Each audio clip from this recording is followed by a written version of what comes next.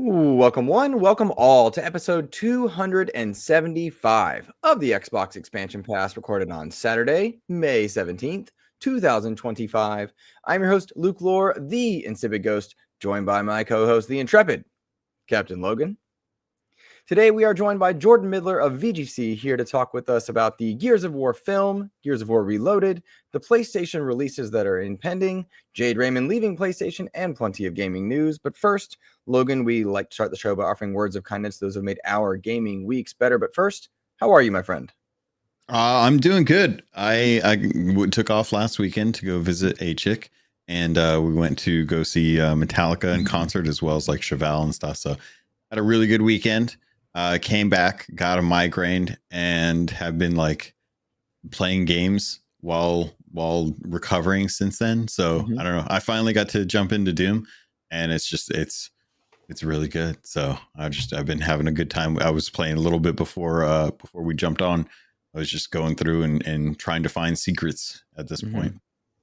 I would say you went from a metal concert to a metal game, which is how it should be. How it should be, man. I love it. It was fantastic. I'll get to your words of kindness in a second, Logan. But first, Jordan Middler, welcome to XEP. Thank you for being here. Thank you for having me. I appreciate it. Me and VGC have somewhat of a reputation of being anti-Xbox, so I'm here to prove that completely wrong. I noticed you have the proper lighting, proper attire if you're going to guest on an Xbox show. Oh yeah, I mean, this is the Xbox 360 era is my era of Xbox, so anything with that kind of branding on it, I'm all about. I'm the type of millennial that they're really trying to nostalgia bait at the moment, so they've got me hook, line, and sinker. They have me hook, line, and sinker of late on the software side too, and I gotta tell you, I'm living my best life with Doom. I've had a lot of Doom content lately. I'm just loving it. But we have a tradition here. Every episode, we offer words of kindness to people that have made our gaming weeks better. That's something we do. And so we're going to vamp while you think of who's helped your gaming week. I know you had some travel involved and saw some cool stuff. Logan, I'm going to actually shout out my students this week because they took their end of year testing. They worked hard. They did great. They did right, which is not something that you get a lot as a teacher these days. But man, I just had some of the best kids, best students. They worked hard. They just made me very proud this week. And amidst all the turmoil and stress of getting the Doom review up, the interviews, the real life stuff that's been going on, to have them get that win and to be able to see them be successful was awesome. So they made my gaming week better because it was just a good week for me. So that's awesome, man. Thank you, man. Thank you. Shout out to them. What made your gaming week better, Logan? My gaming week was made better because of Kevin, the Muffin Mon Ainsworth, brought me in over on Project X Talk. Sam had to dip out, and he reached out to us, and I was like, well, I didn't get to do XEP last weekend. Actually, neither of us did technically, but I was like, yeah, I got to get back from vacation, jump on the microphone. So figured I would jump into Project X Talk. We had a really good long conversation this week, so that was a fun episode to make with him. So that was nice. It was nice to kind of get back into the swing of it before we got to sit down and chat. And I'll be doing Keelhaul later, but I will shout out the Rare community management team. Got a win for me. I have an interview with the creative director at Rare coming up next week. Joseph Neat? No, that is Mike Chapman. Oh, Chap, yeah, nice. Yeah, so I'll be interviewing him again right as season 16 for Sea of Thieves is kicking up. Nice. So we'll get to talk about like the release of that and kind of like their changes to season 16 of the game and their factions and whatnot. So really nice to kind of get those wins. Looking forward to the interview and stuff. So that's kind of my week. Congratulations, man. That's awesome. That is awesome, man. I'm looking forward to that. Well, Jordan Middler, have you had time, my friend? Who's made your gaming week better? I'd like to shout out perhaps an unconventional answer. Herman Lee, the guitarist from Dragon Force, as I was over in LA checking out Lies of P Overture, coverage of which you can find in a couple of weeks' time. But as part of this event, Herman Lee, who is a friend of the production team for Lies of P, performed a few songs from the soundtrack. And afterwards, I got to chat to him. He's a big gamer, really nice guy. So not only did he create the most iconic song in music game history with Through the Fire and Flames, he's also a lovely guy. So Herman Lee, massive shout out. There you Very go, cool. man. Fantastic. Love that. Fantastic. Jordan, as we welcome you here, it's your first time on XEP. I feel like I got to put you on the hot seat and let our audience get to know you a little bit. If you're up for it. Oh yes, do it. All right, my friend. We'll start simple. How long have you been in games journalism, and what got you there? Okay, so I would say I've been creating things about games since I was around 16, so let's say 2011. In fact, it was the release of Super Street Fighter 4 that was the first thing I reviewed for like a personal blog. So I did that for some time. At the same time, I was going to university, and then following university, I started working at the BBC, doing game stuff for them for around 5 years. A little bit of freelancing outside of that, and then it's been VGC since 2022. So that's kind of the flyover view of it. But the thing that really got me into it was I was a real huge fan of IGN's podcasts back in the day. So Three Red Lights and Podcast Beyond, that kind of era. And those people were really inspirational in terms of me getting into the business, which is why it's such a full circle moment now that Greg routinely badgers me for all sorts of things through my phone. So that's kind of the story. Wanted to be a games journalist, thought it was impossible, and then it became possible, and then by now it's kind of impossible again because of the state of the industry. So yeah, that's how my story got started. We've seen a lot of that industry struggle. Games journalism specifically, I think a lot of people are looking at kind of the conglomerate type places from IGN to Kotaku to Polygon, GameSpot. They run the gambit. Then they look kind of at this pseudo journalist enthusiast press type approach of things like Kind of Funny, Xbox Era, Season Gaming, and then independent just journalists out there on their own, thinking about Stephen Totillo in this case. Games journalism, I think it's fair to say, is going through a lot of changes, but of course it's struggling. Why do you think that is? I think it's difficult because the games journalism industry was built on a version of the internet that no longer exists. So the idea of someone going to one dedicated website because they are the only place that has the access for this stuff is long dead, and the ad market kind of reflects that. Also, towards the end of this kind of era of games journalism, kind of in the 2010s, it became very personality focused. That's why you saw the success of things like Giant Bomb. That's why Greg and Colin got way too big for IGN. They spun off and made Kind of Funny, and they were kind of real innovators in that space. And I think that a lot of legacy media brands have struggled to adapt. So for us at VGC, what we do is essentially a classic games website, but it is funded largely by Patreon. So our Patreon offering is a lot of kind of personality-based stuff, but the key is the things you expect from VGC are always going to just be on VGC for free, whereas other people are taking other approaches. You've got like the game business with our friend Chris String, Stephen Totillo's game file is also excellent. So it's very difficult to imagine, and I don't think it will happen, a world where there is a lot of different big sites with big staff anymore. It just doesn't seem realistic. But the kind of democratization of media coverage has been obviously a good and a bad thing, because there's certain voices in the space that have managed to dominate via like pretty like rage-inducing tactics, and I think they make the space worse. But it's also given the opportunity for people that didn't have a media background or access to live in San Francisco, which used to be like the requirement to be in this space, a lot of opportunities. So it's a good and a bad thing. The bad thing is people are losing jobs like rapidly, but there was no other way for it to happen. In a lot of cases, the money just doesn't exist. In some cases, it does. Like the Polygon stuff was just idiocy based on the new owners. But for a lot of, if you think of your favorite website or your favorite magazine from when you were a kid, if they no longer exist, it was probably a money problem, because people got very used to not paying for media, which is something that has destroyed newspapers, destroyed all sorts of publishing. And thankfully, we're now in the Patreon era and like the YouTube streaming era where audiences are more willing to be like, okay, if I like this thing, I have to contribute, because if I don't, it is going away, and then it will just be IGN. That's not to denigrate IGN. There's some great people there, and I'm good friends with a lot of them, but we need diversity of opinion for any of this to matter. I tend to agree with you, especially because while I appreciate the big sites for being steadfast and being able to rely on them to see something at any given time, without competition or something to push those boundaries, stagnation takes place. We see that in the console space as well.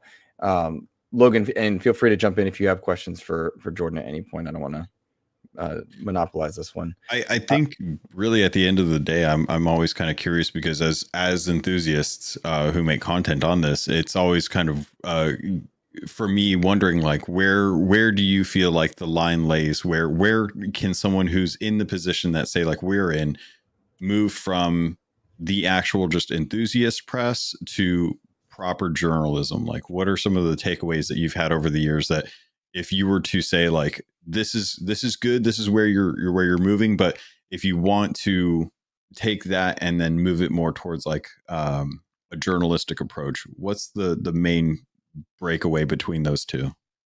Well, for me, I would say that I think the delineation between like an enthusiast podcast and like a journalist is sometimes, I think there's kind of a bit of a snobbery about it, about like, oh, this is an actual journalist and these are just kind of enthusiasts. I don't think currently that aiming to be a games journalist puts you on any kind of higher pedestal than it does being part of the enthusiast press, because ultimately the thing that matters is audiences, and as we've seen a million times, audiences find it much easier to relate and want to contribute to people that they think are just the same as them. They're also people that love games, they're really enthusiastic.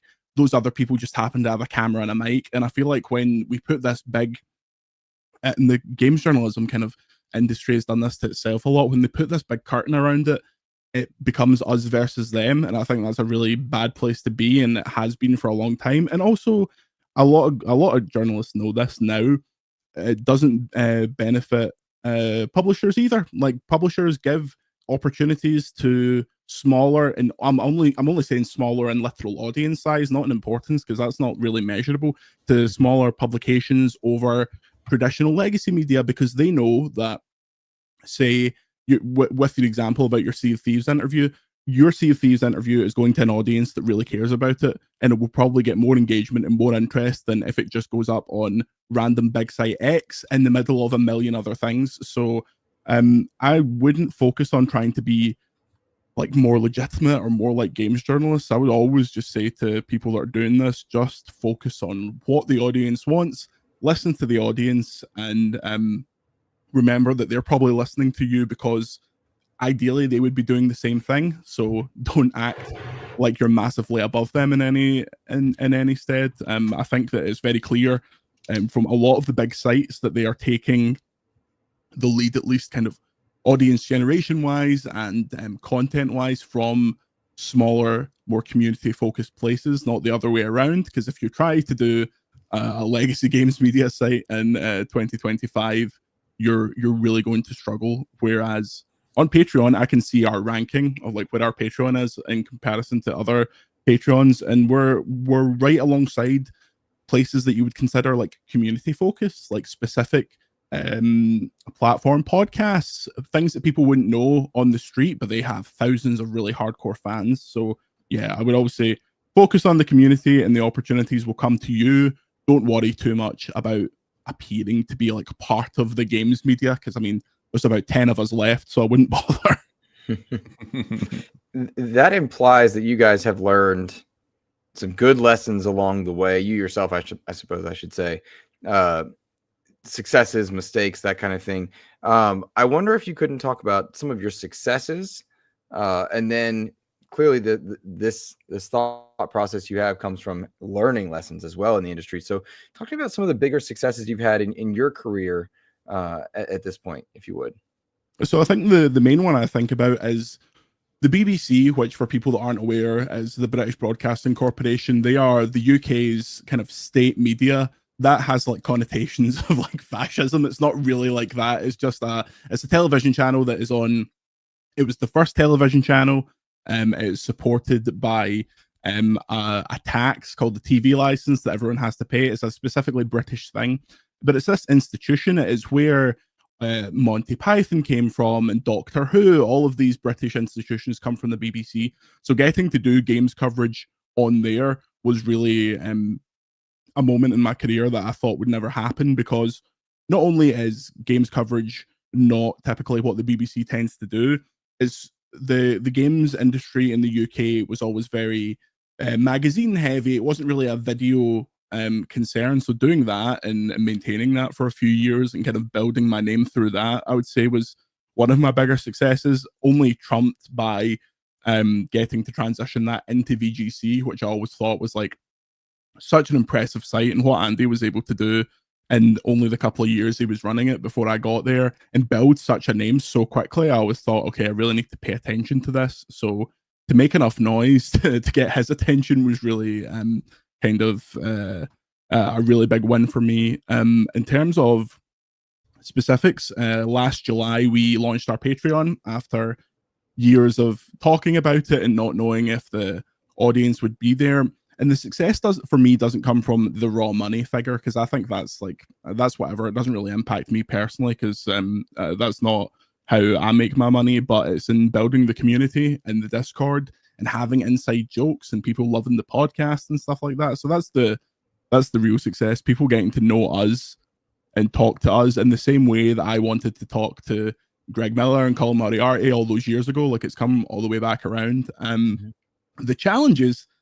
Shutting up on social media is a great lesson that I have learned. There was a few years there, and I think it was largely because of the pandemic and everyone going a bit stir crazy, where I felt really combative on Twitter. And if anyone replied to any of my stories, I would feel the need to argue with them, which was not the correct approach, especially when you are speaking to such a large audience. And when they comment on your story or say something abusive on Twitter, they think about it for 2 seconds. If you reply, you've then given them so much more of your energy than they have spent on annoying you.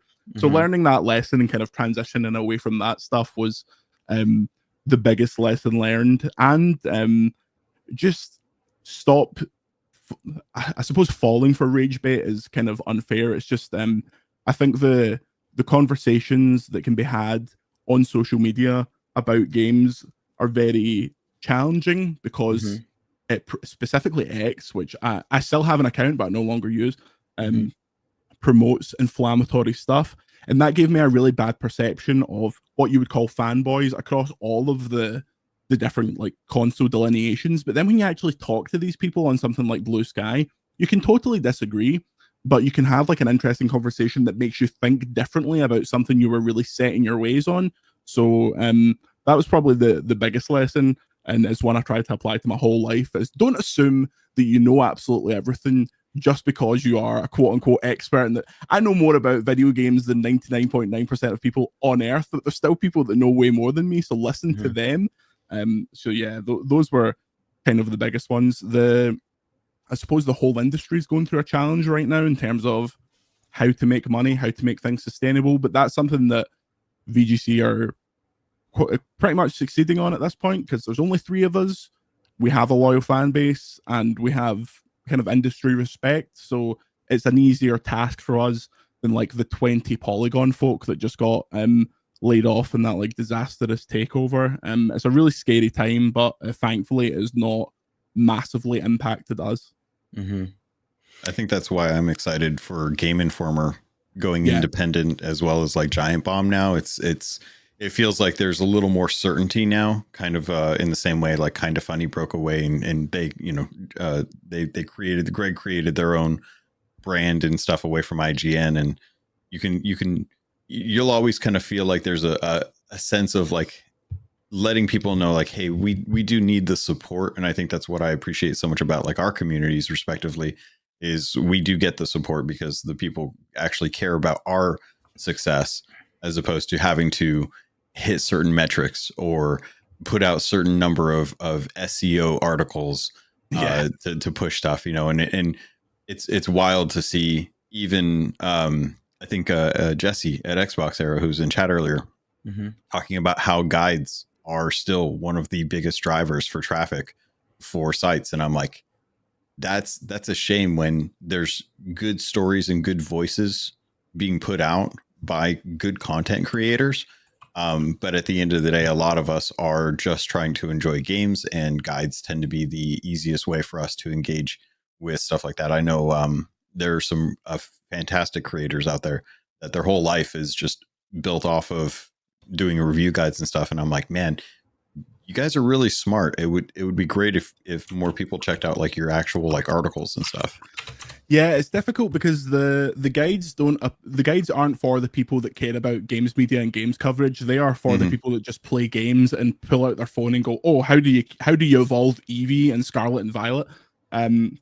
So for us, it's a balance of, well, I'll take Scarlet and Violet as a literal example. I reviewed that game. Pokemon has a very small list of people that get to review their games early. Their security is incredibly tight. So it presented an opportunity for us to have guides up when no one else would. So we do it for big games where it makes sense. But if you're playing the guides game against IGN, who have a staff of about 40,000 people, it doesn't really work. And also, we only do 3 or 4 big games a year because it will really burn you out so quickly doing guides, and it will make you hate games that you really like. Like I did, I suppose hate strong, but it'll give you a warped impression. So I'm always hesitant when it's something that you're reviewing, because if you're playing a game with the context of wanting to get a guide done for it, it is so totally different from playing it naturally. That will impact your review. So it's a difficult one, but that's the other thing. No one really reads reviews. Reviews have such an outsized importance in terms of like gaming discussion and discourse compared to how many people actually check them out. So many of them just check the score and move on, or get a general vibe, or look on Twitter and see one of the aggregation tweets where someone's listed all of the scores, and then that's it. Whereas a review score will dominate conversation for weeks for largely no reason. So I like to tell people that, to keep that in mind when they're thinking about reviews. That's why I don't actually mind when reviews don't have scores on them, because the actual text is so much more important. Like when Ralph Skillup does his long kind of 40-minute videos, that is a much more representative bit of content for what a review is like, rather than 1,200 words. It's something to think about. I think people would miss it if traditional reviews were gone, but I sometimes wonder if it would be for the best. So I want to call out a couple things from our chat, because I think they're uniquely and distinctly relevant to what you're saying. First of all, Xbox Era, our good friend Jesse over there behind that one, says the Doom review equaled 1/100th of the traffic on a decent guide around it. And I think he's supporting your point and making a good point, because Xbox Era, one of the people or one of the outlets I was referencing earlier, is existing now in this space and doing their work is incredible. And Logan, I do want to spotlight their Console Wars game. So at some point I put it in private chat for us later on. But they did a fantastic Doom review. And that's going to get far less traffic than anybody searching for a guide around it. And, you know, we were fortunate to get to have access to Doom early as well. I put up that review. I put so much effort into that bad boy, and it doesn't get the traffic per se. But dude, yeah, briefly shouting out Console Wars here. This is Xbox Era's card game. I have it in my classroom right now. My students are going to be playing it next week. This is a big deal that they put together. We got to demo it at last year's E3. I love that they did this. Jordan, have you seen this before? Have you seen this yet? So I got told about this a little while before they announced it. John gave me John was messaging me like, I've got something to show you. It's really secret. Like, I want to get your opinion on it. And I was like, right, what could this possibly be? And I was like, can you just tell me so we can like get in? And he was like, no, you have to see it on a call. I was like, okay. And then he showed me it, and I was like, my God, that is not what I expected. Right. I think this is great, and such a great, unique thing that it's perfect for something like to come from like the Xbox Era family, because obviously Xbox Era is a site that really successfully straddles the line between like enthusiast and like trad press. So I think their audience, at least this is just my opinion, would be very, very hooked in and get all the references and understand this. Whereas if it came from something from a more mainstream site, it might be a little less effective. But yeah, I don't know if I can tell this story, but I'll say that there was someone very high up in video games. John was telling me that there was a lot of chat about, oh, there's a secret project, and this person, as high as you can go, goes, yeah, they're making a card game, don't worry about it. And I just thought that's great. Like the size at which Xbox era can have kind of influenced their side of the community is really impressive to me. And we don't always agree on review scores. In fact, we rarely do, but I think those guys do great work, and I'm glad to see that they're still kicking a ball, especially in an era where if you were to put your money behind being a console specific broadcast, perhaps Xbox would not be the one to do at the moment. But right. But see, even saying that, there's so many strong Xbox podcasts at the same time, and it just it doesn't make sense to me how there are somehow more strong Xbox podcasts than, at least in my kind of peripheral vision, there are maybe Colin just sucks up all the noise with PlayStation podcasts. There's just no point doing another one. But yeah, a big shout out to Xbox era, good guys. Yep, I'll agree. I've already and I will shout out the Trophy Room as well. I enjoy them as a great PlayStation. Hear that, podcast. Joe? Sucking up the air. No room for another one. If we ever have to rebrand, I very much solved this, by the way. This is going to be our new name, the Xbox expansion pass. I've already covered that. It's in there. I'm not worried. If we ever have to rebrand, there you go. I'm also going to real quick shout out Matto1606 a while back, gave us a €10 super chat saying, hi all, I hope this doesn't make anyone drink or eat anything they don't like. Big smiley face. Yeah, Jordan, we've been fundraising for SGF, trying to get there. We're almost to our goal. Yeah, but we had to bean boozle last week, and I use the term we loosely. I did one bean because I could not handle it. Logan did 13, was that it? 14 or 15. Jesus. It was a lot. He was not a healthy young man after that episode, let me tell you. And then I also want to give a shout out to the Nerd Chat, who says, Jordan, we love your writing. Thank you for all you do. Appreciate it. Thank you very much. Yeah. And Nissa Hauer earlier in chat was making sure we did call out Xbox era's card game, which absolutely was on the list. So yeah, I go back to all of what we've talked about so far, and it just feels like the landscape of games and games coverage is in a constant state of flux and change. And what you wouldn't do 4 years ago was think brand an Xbox podcast and think it's going to be just fine. What you wouldn't do was think that you make a Series SX that is objectively just far more impressive than the Xbox One's launch and debut, and think it's not going to sell as well, or look at the software and see what's going where. And Gears of War is our next kind of discussion point, but it is I'm constantly surprised and constantly unsurprised by the same news back and forth. You know, yeah, it's a regular thing at that one. Big shout out to Mr. Badbit in chat, Edward in chat. Good to see Big B Money and Portal Player all hanging out with us as well. Edward, I see you. X Bacon Gaming says 2 likes so far. Hit the like button. Yeah, if you guys are able to support us financially to help us get to SGF, we appreciate it. Patreon, of course, but also just hitting that like button really does help. Because we're just trying to get there and hang out with everybody. Jordan, you were just in LA. Are you going to be at SGF? I would presume so. But... I am. Unfortunately, LA cannot get rid of me at this point.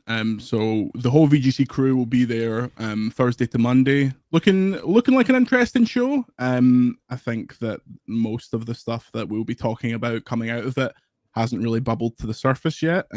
Hopefully that stays the same, because last year, this didn't really fully leak, but last year, say Xbox's show was Sunday, I can't remember specifically when it was.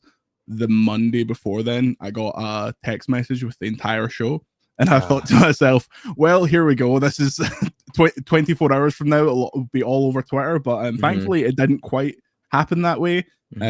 So I hope that is the same, because the stuff that people are talking about across the different platforms is interesting. It's also terrible timing because it switched to launch weekend. Like, it couldn't be worse timing, frankly. But Oh my it'll be a fun time anyway. It is odd.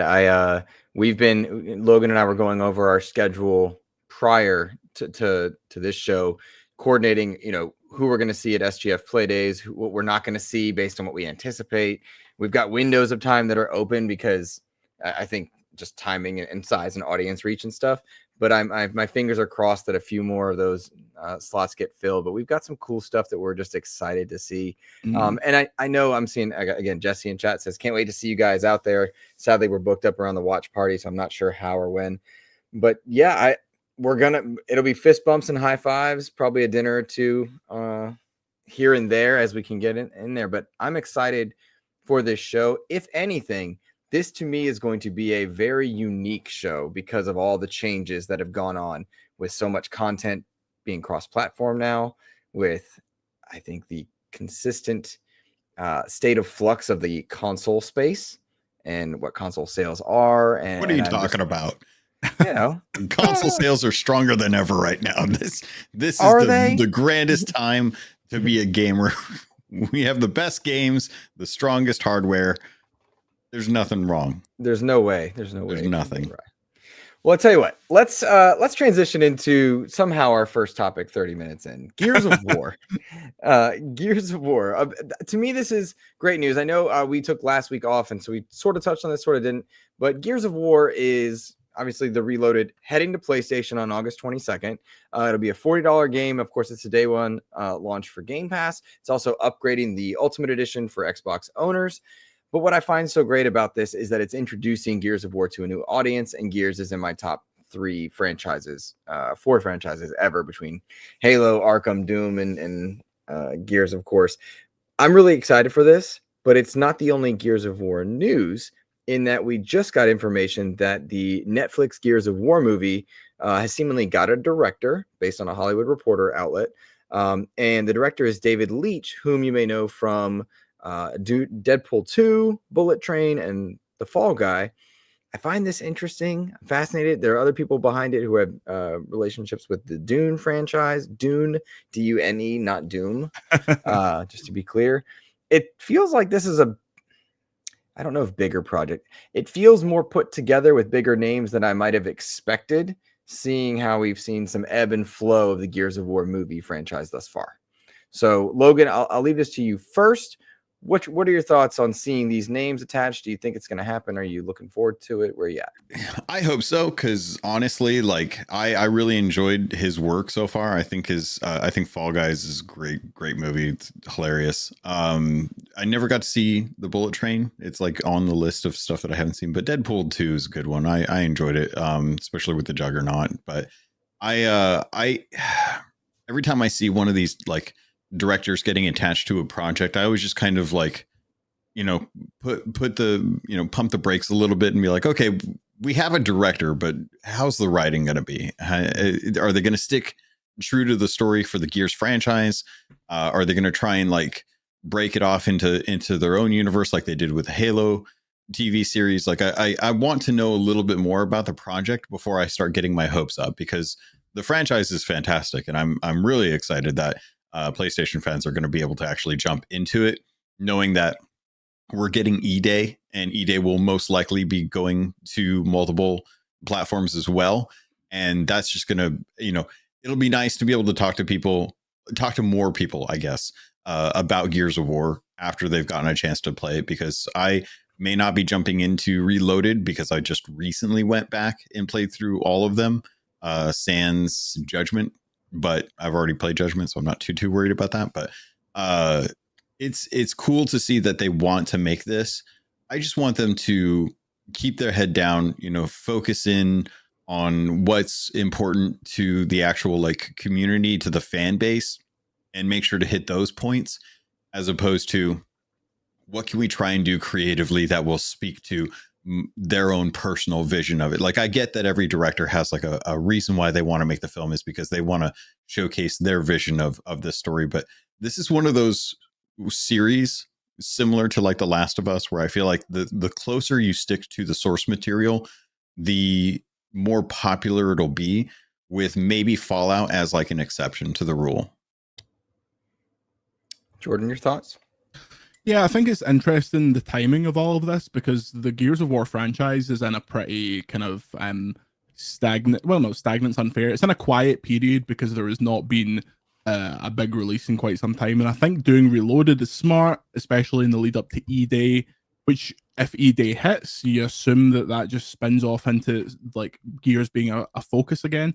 I think that if this film were to come to fruition, they've got kind of a difficult needle to thread, because the Gears of War story is great, but it's also something that's really rooted in kind of video game bombast, where you would kind of have to choose to either go super serious with it or be somewhat tongue-in-cheek, and I wonder how they would go. I think one thing that would be essential is this thing would have to be ridiculously gory and make that like a point of the show, because one of the iconic images of all of Gears of War is that incredibly tight shot when you like chainsaw through a locust and it splashes everywhere. So I think it could be it'll be interesting to see how they approach it. It'll all be down to who they cast as that main crew, if they can hold it on their backs. Like, I always thought Batista was like such a great choice to be part of that. It'll depend obviously what age do they go with, but if it's a kind of a end of the world monster killing story held up by a really solid cast, I think that could be great fun. I don't think it needs to be taken any more seriously than it is, and I don't think they have to massively expand it for whatever reason. I think they can just, as you were saying there, stick to the original conceit, and people will appreciate that. We don't need to have like a big part of it where you uncover extra backstory about one of the characters that wasn't necessary. People come to Gears of War for ridiculous action and a few quiet moments of pathos, and then a massive Brumac fight. Like, you have to stick to that, in my opinion, for it to be successful. And I totally agree that that's the reason why The Last of Us has done so well. They've got more room to breathe because the famous like Bill episode from last season, there's more room in a drama project like that with that kind of tone to get away with more exposition. But for Gears of War, I think as soon as someone outside of a walk and talk starts talking about their history and their family, and there's no destruction for 5 minutes, people will just tune out. So yeah, Deadpool 2 is an interesting touch point to go for as a director. Gory, high action, pretty funny. So yeah, hopefully this is good, and hopefully it comes out when Gears is actually something people are talking about. I always thought that one of the downfalls for the Halo series was that it came out.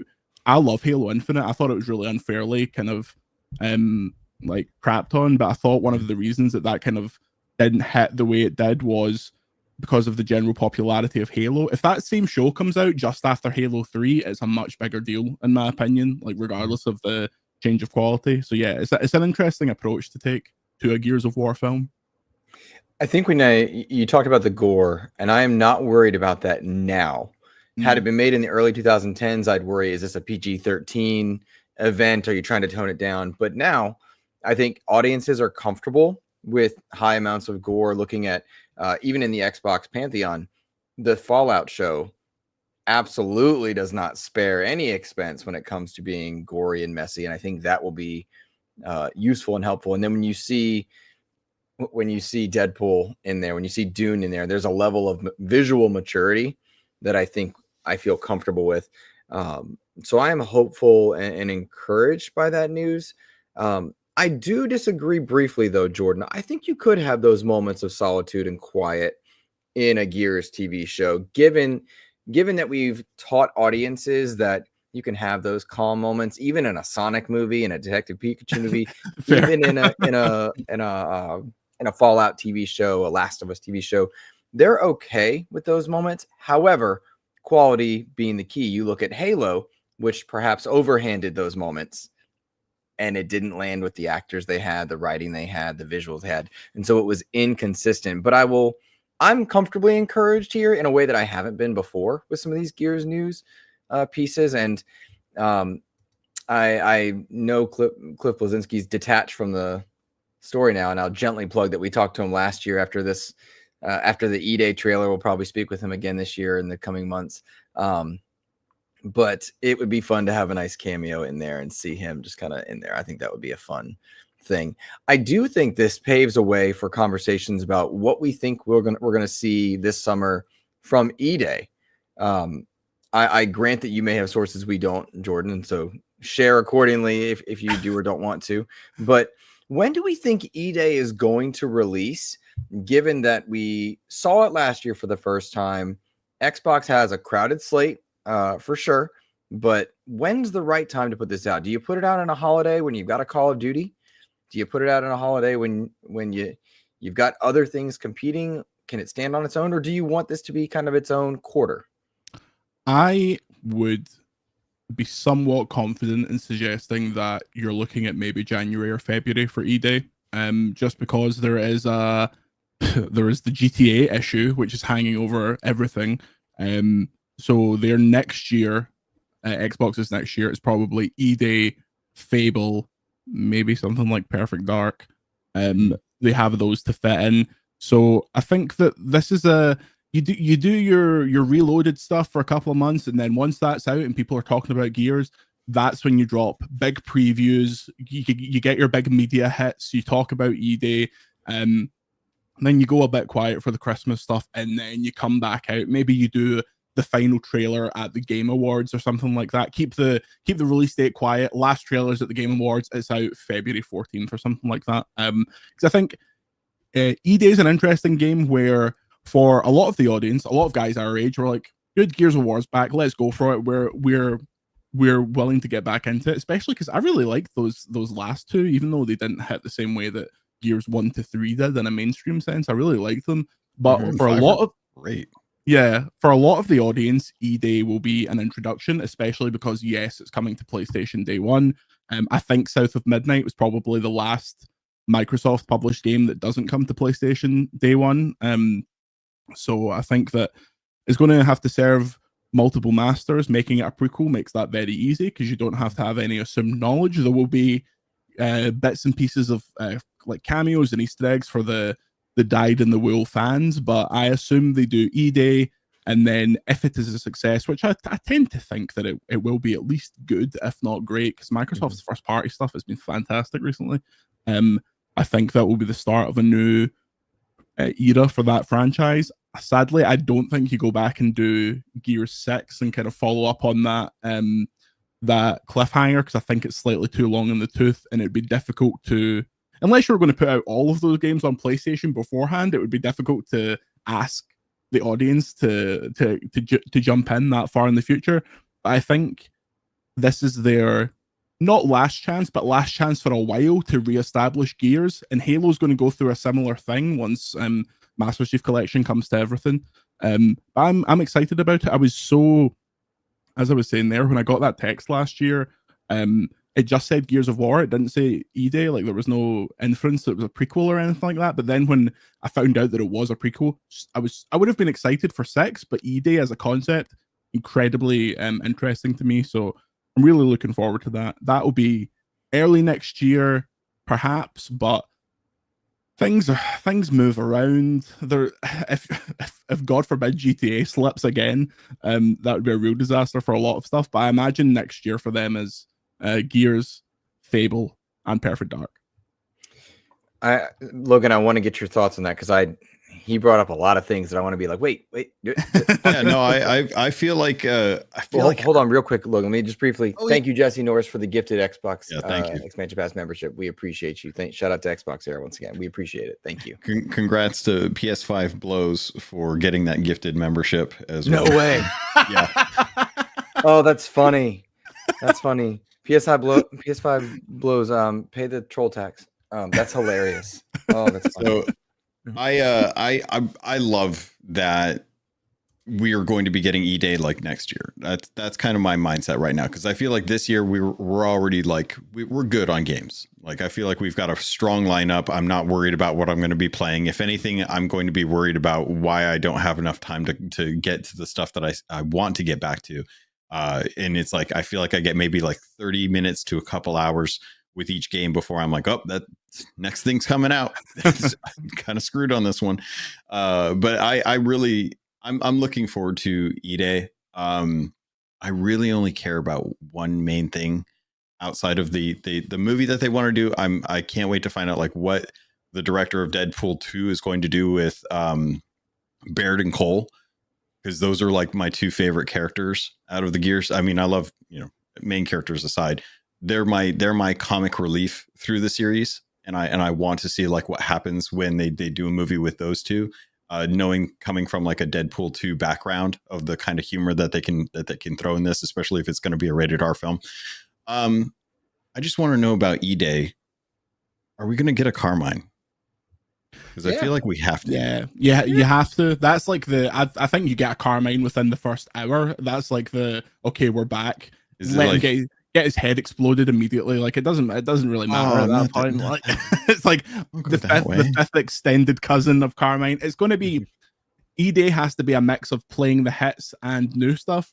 Yeah. And I think doing the Carmine will specifically be a bit. You get a Cole train within the first 5 minutes. Like all that stuff will go off. I would love to see Carmine Senior. Yeah, that's who I want. Like Carmine Senior, like established in the Gears for a long time.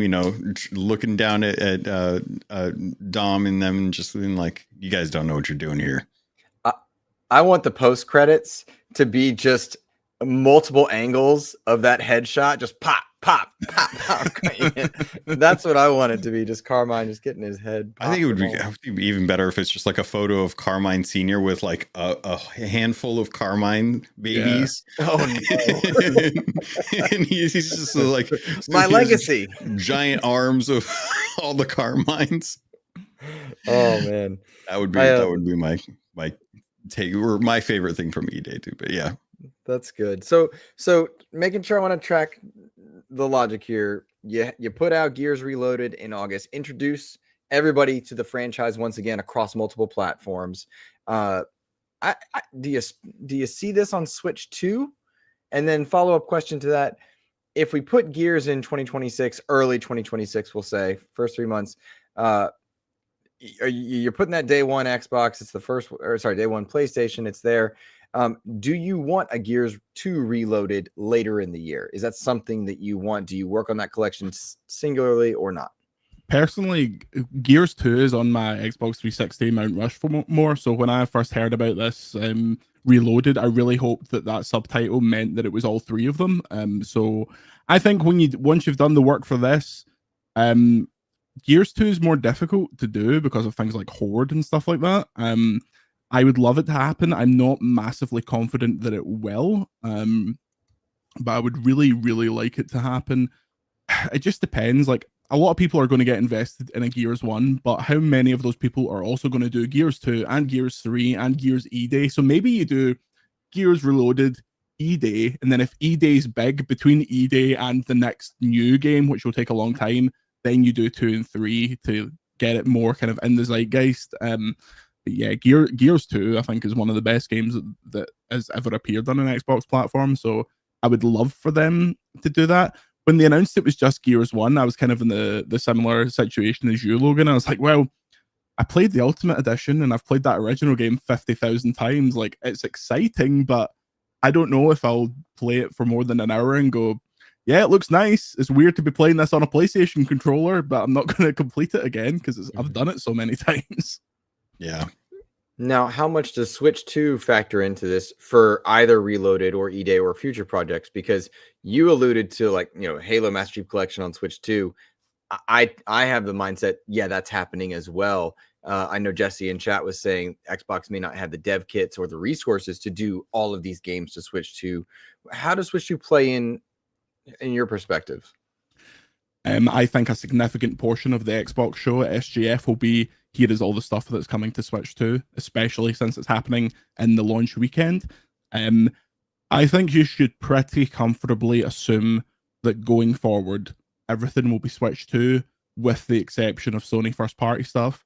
The audience for Switch 2 is going to be absolutely massive. Xbox is already used to this development cycle of working on multiple SKUs in terms of power.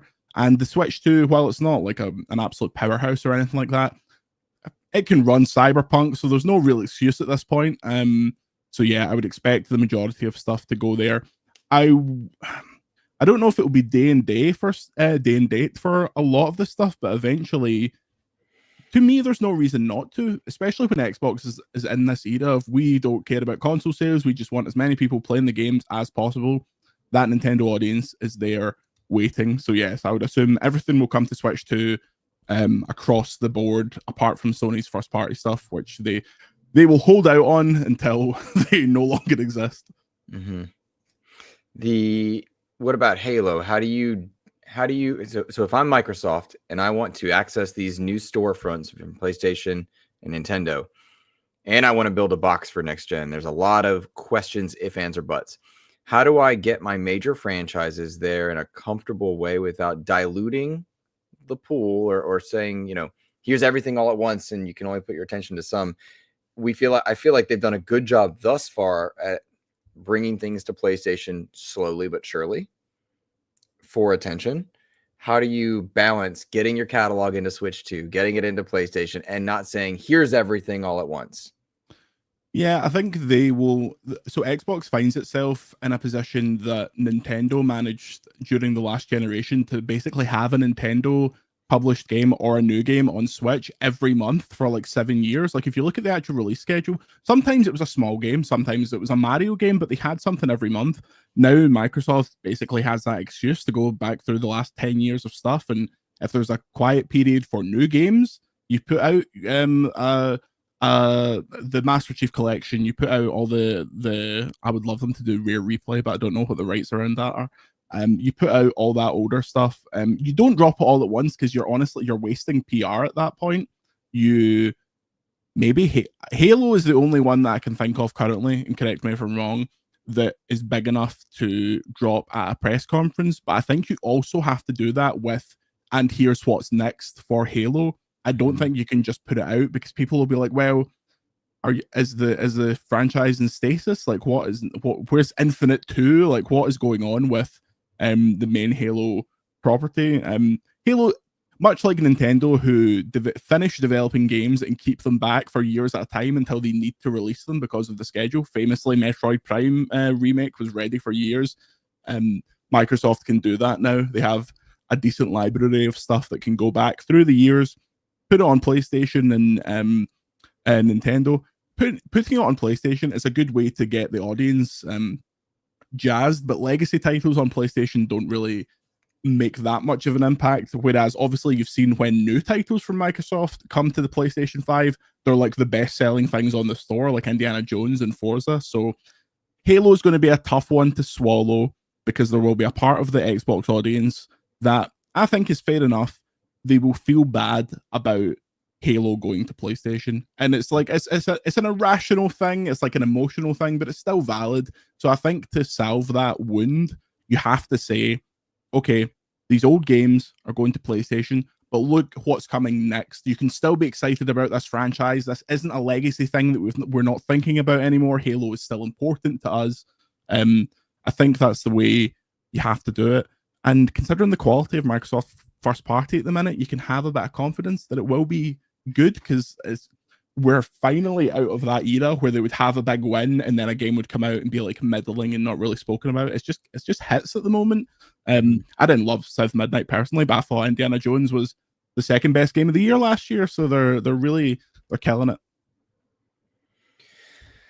When I look at the future of Xbox, I feel like the future of Xbox is very bright in terms of software, and I have questions about hardware because all of these games going to other places, do you need to buy the Xbox? That's a comfortable question to have. I think it's a fair question, and I don't think it's a toxic question to have, nor an inflammatory one.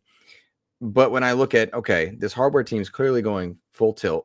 You had Project Kenan leak, or pictures leaked. We knew that was happening anyway, but it was interesting to see that new ROG Ally happen. The incentive and the question has to be, why do you buy an Xbox? And my feeling is you've got Game Pass, but I feel like that has truly plateaued at the moment, particularly with the potential price hike in future, given that all the other things are going up in price. And so I wonder what's the draw. And I think the draw is multiple storefronts, and that's why they're so comfortably able to, left hand, right hand. The left hand's able to say multiple storefronts. The right hand's putting games on multiple storefronts. That is my take on it at the moment, even if I have that irrational, wait a minute, that's odd. Logan or Jordan, jump in. Does that make sense? Is that a worthy goal for Xbox to have, or does that shoot themselves in the foot? Go ahead, Logan. You probably know more of this than me. I honestly feel like they are in a position right now where they could start to do something where they emulate what Capcom's release schedule is, where they are remastering or like remaking past games to bring those relevance or bring that relevance up, cash in on some of the nostalgia of good games, and then work on new projects during that time so that, because I mean, we still don't even know what's going on with the next Resident Evil. Like, we haven't even heard from Capcom recently, and they've been on a strong enough cadence that it feels weird that we haven't gotten any kind of news. So I'm hoping at some point we'll find out, like, if there's a new Resident Evil game, if it's going to be the next installment after 8 or turn into 9, or if they're going to go back to Code Veronica or something. Like, who knows what they're going to be doing in that case. But I mean, I'm hopeful, I think Xbox is in this position. I think it would be really smart for them to continue with like partnerships with hardware to be able to release handheld stuff like that, but also, say like, hey, we're coming out with the reloaded version of Gears of War 1. We will eventually do 2, and during that time after E-Day, we'll be working on 6, and we'll have teams kind of working on these games and releasing cadence for PlayStation 5 owners to get the old games up-res, the versions for anyone that's already like on Xbox and has those, bring them to Game Pass, so it's an easy win there for the fan base, so they can still play those at really nice settings, and then that will buffer some of the time for them to continue working on some of these newer games, because as everyone continues to want to point out, these games are expensive to make, they take a long time, and you want to make sure that the IP is relevant, because otherwise you run into that situation where, like with Indiana Jones, fantastic game, Machine Games killed it with that game, but is Indiana Jones relevant? Well, there hasn't been an Indiana Jones IP really come out recently that's really been like keeping that IP alive. So I think with the Gears of War, with the Halo franchise, having those expanded upon other ecosystems is a great way to bring in relevance to new releases that otherwise would just be for the kind of Xbox niche hardcore that understand the IP and have that reverence for those characters or that world. But what about hardware? How are you handling hardware, and what's the benefit of getting the Xbox based on what we know now? Is it the multiple storefront approach? Is it the Game Pass approach, or something different? I think it would be smart for them to treat their hardware the way they treat their other hardware departments, like with the Surface, with rip the phone. They go with manufacturing their owns under their own brands, but they're not like beholden to that as the only way to approach hardware. I think it's easy for them to release an Xbox that does bring in like an Epic store or a Steam store and allow you to have access to that library, maybe in partnership. And I can't imagine how the logistics of that work between like that's all up for lawyers. But if Xbox wants to retain loyalty from their community, which I think is waning to an extent. I think that they realize like there's only so much blood you can squeeze from the stone before you run out of blood at that point. And I think they need to try and draw attention to hardware if they're going to continue that.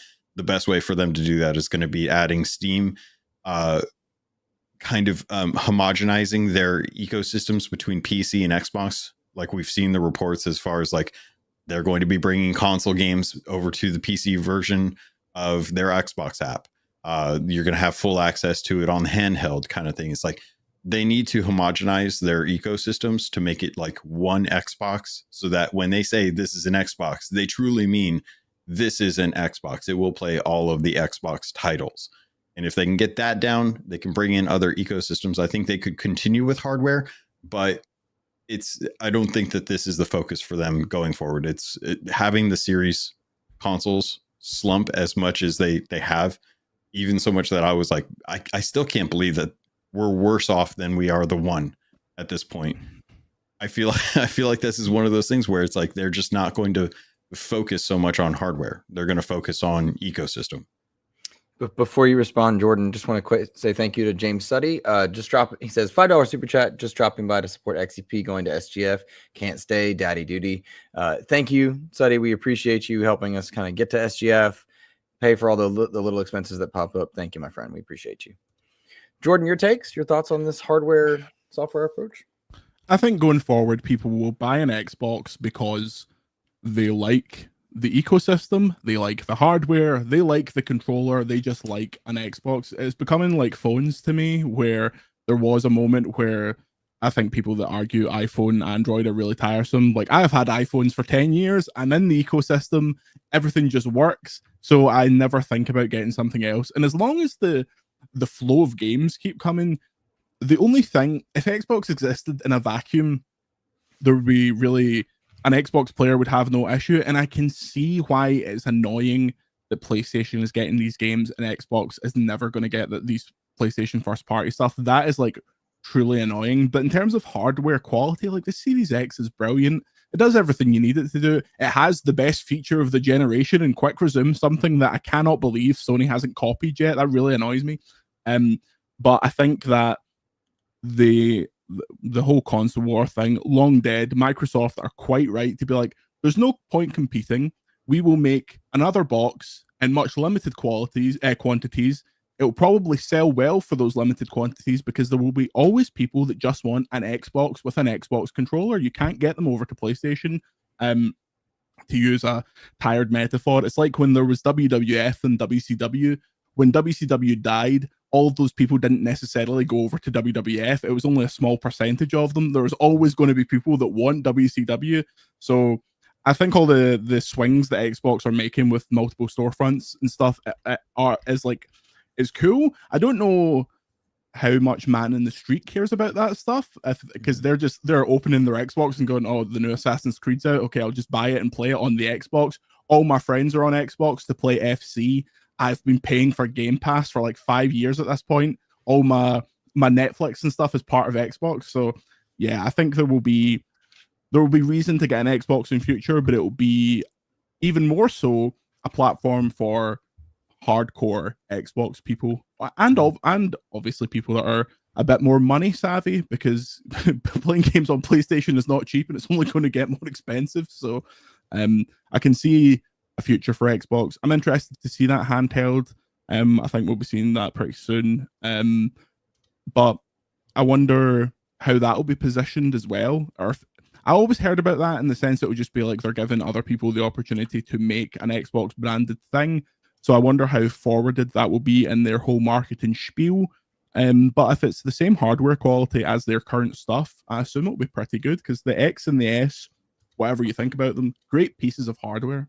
Mm-hmm. I fully agree with you. And I, real quick, I do want to say thank you to Game Seeker for the $2 Canadian super chat. It says SGF, and then followed up by Godhammer with a $25 Canadian super chat saying, here's to SGF. I'll hear you on Tuesday. Hammer out. Thank you, Hammer. We appreciate Godhammer's birthday, actually. Is it really? Happy birthday. Yeah, happy birthday, Godhammer. Amazing. Thank you for the support.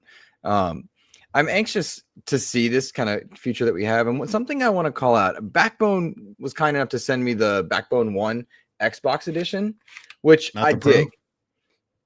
Is it the Pro? Is there a Pro? I don't know. No, there is a Pro. They're coming. Yeah, I saw an advertisement last night. I was like, what is this YouTube thing? And it was like Backbone coming out with a Pro that's like a wireless controller and the phone attachment all in one. Let me spotlight something, because they do something here. Well, I will. Oh, I do see Backbone Pro. Yeah, it's on there. Everything. So wild. It is wild, actually. Someone turn the brightness up just so you guys can see this. Something that's really cool about this one. I attached it. They really updated a lot of good stuff with it. But what they did with this is they integrated all the games that you can play into one screen.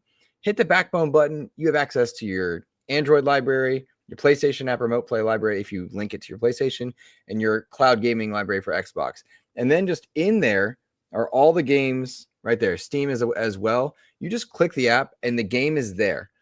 If Xbox can streamline that and into their next box, I think that would be great. So if you own it on Epic Game Store and then you want to play it via that, it just does it for you.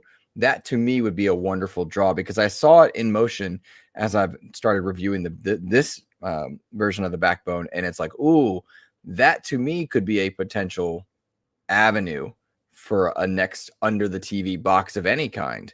Because if I own it on Epic Games Store, why do I want to buy it here? If I own it on Steam, why do I want to buy it there? And in a world of cross-play, cross-save, cloud saves, cloud gaming, it's like, this is an option. So that was something that arranged for it. Plus, I'll just say, I like the Backbone. I enjoy it quite well. And this one links to you can have it work for your Apple or your Android, Logan, which I did not realize. Mm-hmm. So if you're interested after this one, I can swing it your way. But yeah, and as I live and breathe here, the updates that we got should bring us to 93%. I'll update the. We did see that, like at least with the BattleNet launcher, and Jordan, I'm not sure how close you're following like the PC side of Xbox, but they have been integrating all of their new releases over on BattleNet. And every time I open up my Xbox app, it opens up the the BattleNet app and pulls any of the games that I have through there in as well too. So they are very much looking to cross integrate all of their IPs with the different launchers that they now have control over. I would not be surprised if they work out a deal to try and get something like that worked out, so that if you have any games that you've purchased through Steam that are Microsoft published, you can launch those through the Xbox app as well. And they start to try and just aggregate all of the stuff that they have access to into one solid launcher, so that if they were to have a handheld, it wouldn't necessarily matter where you bought the game. It will log in the credentials and then boot it up through there. Because I think they do that with was it Ubisoft? I don't know. Because I think at least on the PC version, every time I think it's Ubisoft. Every time, it might be EA Origins. No, it's EA Origins. Every time I go to boot up Dead Space, I have to go through the Xbox app, but then the Xbox app just boots up Origins and plays it through Origins, even though it's on Game Pass. So it's very interesting how they are trying to kind of bring everything together with this, and I think that's a good approach for them going forward if they want to continue to do hardware. I saw reporting adjacent to the Project Kennen images that surfaced that said, well, this isn't the native Xbox handheld. We know that, but I saw reporting that Microsoft is working on improvements for Windows 11 that will help a great deal with the Xbox app.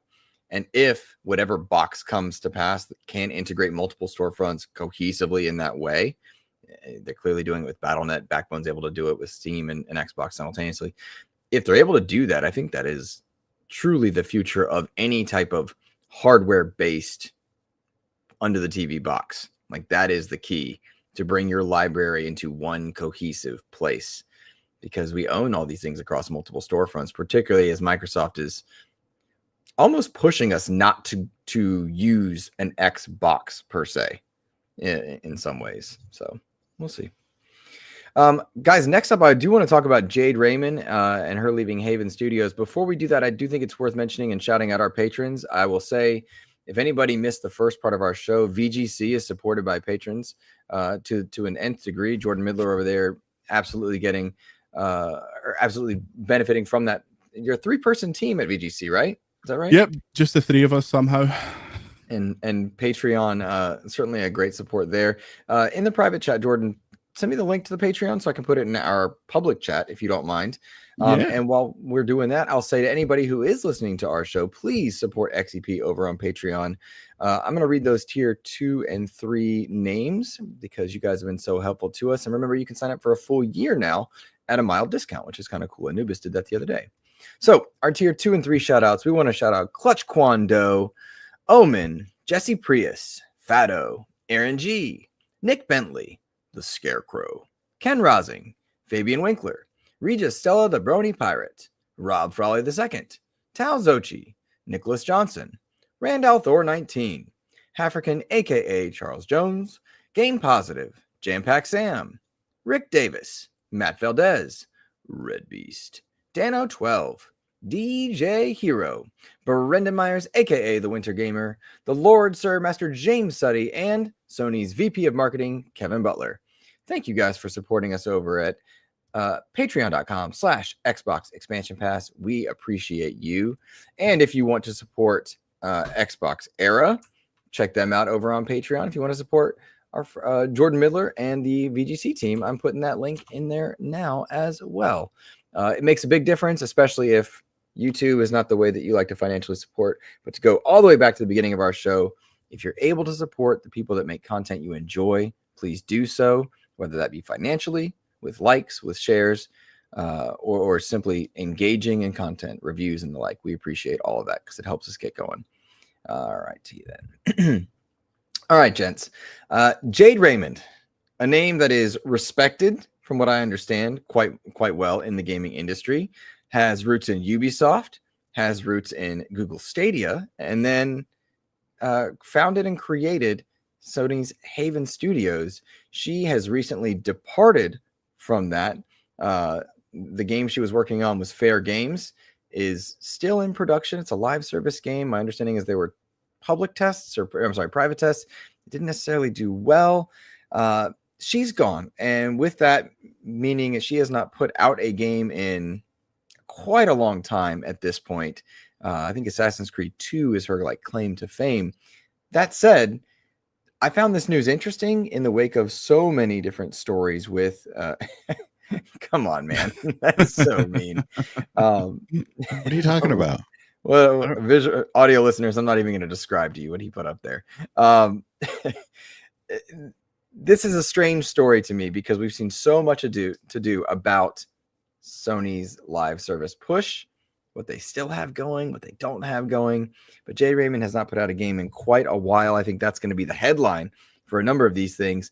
What I have not been able to find is the reason for her departure from Haven Studios, what the cause was, and I imagine we'll find that out later. Jordan, I'll go to you first on this one. Have you heard anything about this? What additive reporting would you like to say for our audience? I think this is an interesting situation because everyone can immediately put two and two together and think it means that Sony has no faith in Fair Games and it's going to go the way of the Concorde. But I think it's potentially something slightly different from that.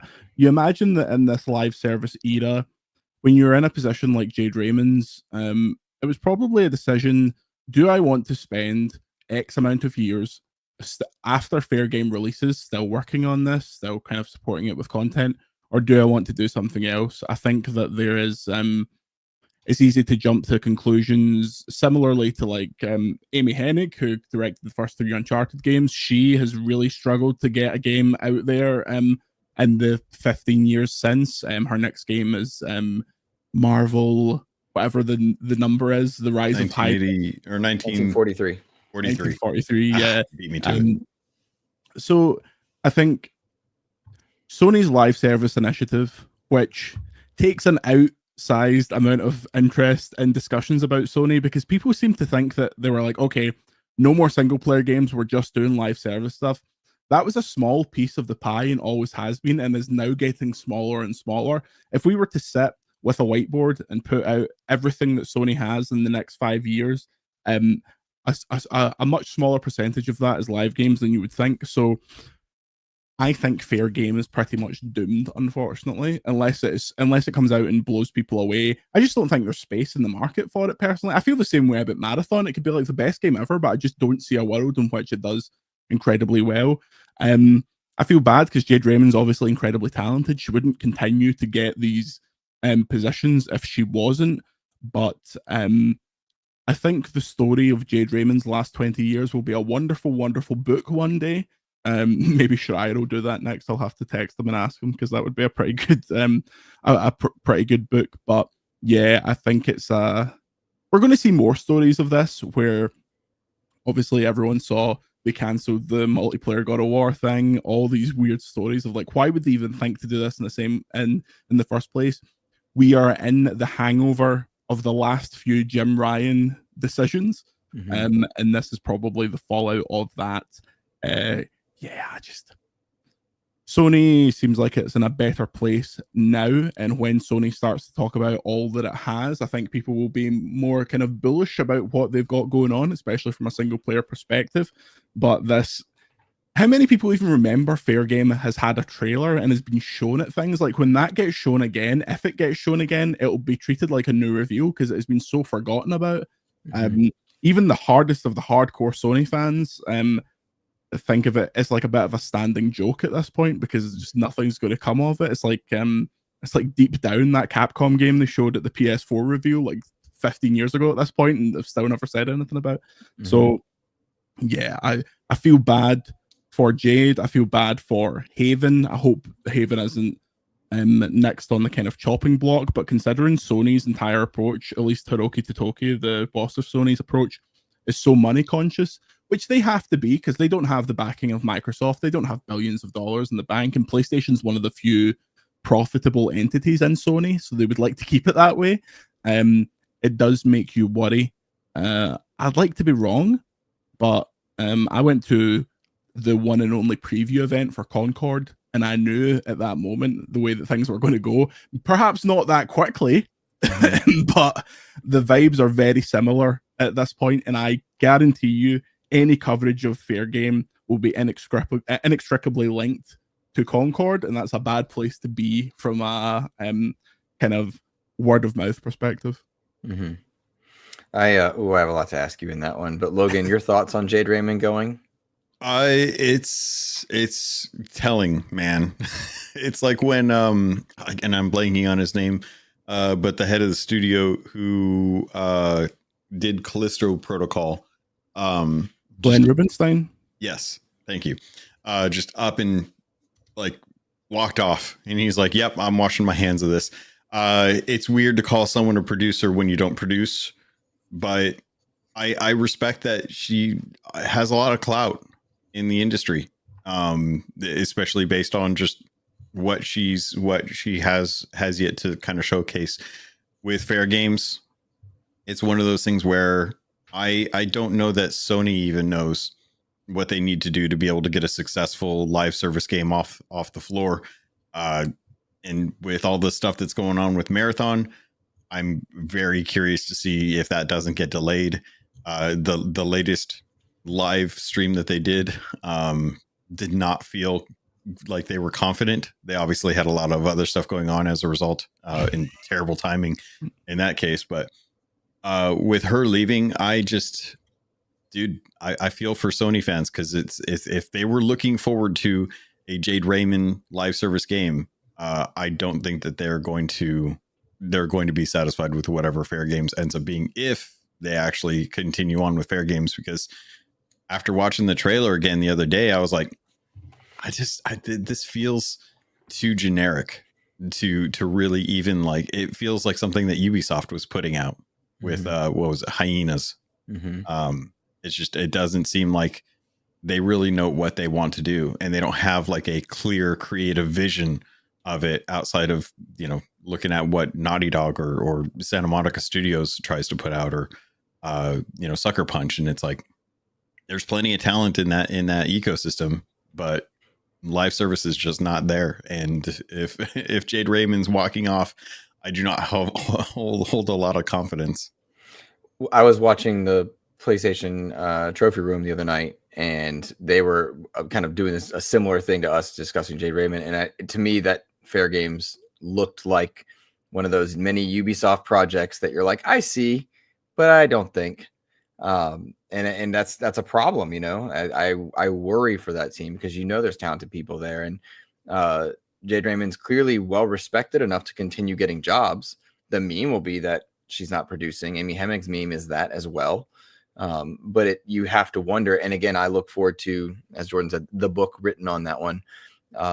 Amazing supporter of our show, Clutch Kwando, says Glenn Schofield. Was it Glenn Schofield? Yeah, Glenn Rubinstein is a former games journalist. I knew that as soon as I said it. As Glenn. Did you? Schofield, yeah. Well, I'll save you in the comments on that one then, because I was racking my brain as well. I enjoyed Callisto, even though it was definitely flawed. So I'm going to loop back to something you said in a moment, Jordan. But PlayStation, I do think, had a number of newsworthy topics in this past week. They announced that they reached 77.8 million units sold, and it has perhaps even surpassed that. However, they're considering a price hike in the wake of tariffs, and also considering even moving manufacturing to the U.S. Interesting. Don't know how that plays out for the consumer on that one. But between the Jade Raymond up and leaving, the PlayStation announcement of that many units sold, Xbox raising their console price, and then the Bungie news that they inadvertently stole art, basically an artist No, they that did. an artist that is no longer working for Bungie had stolen some art for Marathon, and this is something that happened to the team as well for Destiny 2 in both 2023 and 2024. So they have a systemic problem with this. That made its way into the news cycle as well. It feels like their live service era is just cursed. And you said something earlier, Jordan, that, it's not like they're not making single player games. They've got Ghost of Yotai on the horizon. We know about Wolverine, and I think we know about one other. Intergalactic. Intergalactic. Thank you very much. That game does look incredible. Whether or not it comes out in the next 3 years, I don't know. They can say all they like. But I don't even think GTA is hitting that in May. I think it's going to be a holiday. Do you anticipate Sony having news for their fans this year? Because we've got, an Xbox showcase this summer. We anticipate a Ubisoft Forward. We see Summer Game Fest. We're going to have news. We've got a Switch 2. Got to talk about something. Does Sony have anything for their fans this year to talk about and showcase? Yeah, there's a God of War project coming. The kind of collective wisdom is that it's potentially a 2.5D adventure. It's not the next big main kind of God of War game, because that will take a lot longer, and obviously that depends on what they want to do, because the Norse saga was always a duology. But if you've played God of War Ragnarok, it very clearly opens it up to what they would do next as a project in that world. So it'll be interesting to see that. I assume that God of War game will be announced at whatever next presentation they do. They've got Yote, which will be their kind of big thing this year. They're in a funny situation because they have the marketing rights for GTA 6. So that's like basically feels like a big release to them. GTA 6 is going to be on the PlayStation boxes and the PlayStation Pro boxes. So that's a big thing. They don't want to get in their own way for that. You've got Intergalactic, Wolverine, there's some other Insomniac projects, which it's hard to tell what position they're in, especially after everything that happened. I would expect that you don't see all of the stuff that came out of that. I don't really like to say it in specifics, I think it's unfair, but there was a large franchise as part of that leak that seems like a natural successor to Wolverine. I think you will probably get that in some guys, but perhaps not the way that it was laid out there. In terms of the rest of the studio lineup, I'm trying to think what the last conversations I had. Obviously, Intergalactic is taking up the majority of Naughty Dog's attention at the minute. There is still rumblings that an Uncharted 1 remake is going to happen. I believe that is the case, but it's I can't remember where the thread ended up on that, because Sony has its weird PlayStation, it's like Creative Arts or Creative Arts Studios or something. It's a support studio within Sony that sometimes takes developers from big studios and they'll do this, that, and the other. You're a long way away from seeing anything from Bluepoint, unfortunately, because they wasted so much time on that fucking God of War thing. Yeah, it's never going to be PS4 era again, where they were just constantly putting stuff out. And obviously, some people think of this as unfortunate, but Horizon 3 is also happening. So that's what Guerrilla's up to at the moment. So between Horizon 3, the God of War thing, Intergalactic, Yote, a new, it's probably pretty further out, but there is Gran Turismo stuff happening obviously at all times. They have a good lineup, but I don't think they feel under any pressure whatsoever to have an insane lineup, because their release schedule is constantly being bolstered by other people at the minute. So yeah, you'll get one or two big PlayStation games a year for the next little while. I bet maybe next year is Wolverine maybe just itself, because they will consider GTA 6 such a win in April with all their marketing stuff alongside it that they don't need to put something out then. Mhm. And I can understand why that's frustrating, because Sony built its reputation last generation on, we have such a big suite of games that are constantly coming out. Your franchises are always getting refreshed. Oh, I actually forgot. You'll just because of the way they work, you'll probably see something from Team Asobi before too long, because they are so efficient and they make such great stuff. It's kind of that lower budget. They're not spending like $1 billion like Naughty Dog are. So yeah, I can see where the frustration comes from PlayStation fans, but when the games actually come out, I imagine they'll be of extremely high quality, because they generally are. I can't remember the last one that they put out. I'm probably blanking on something.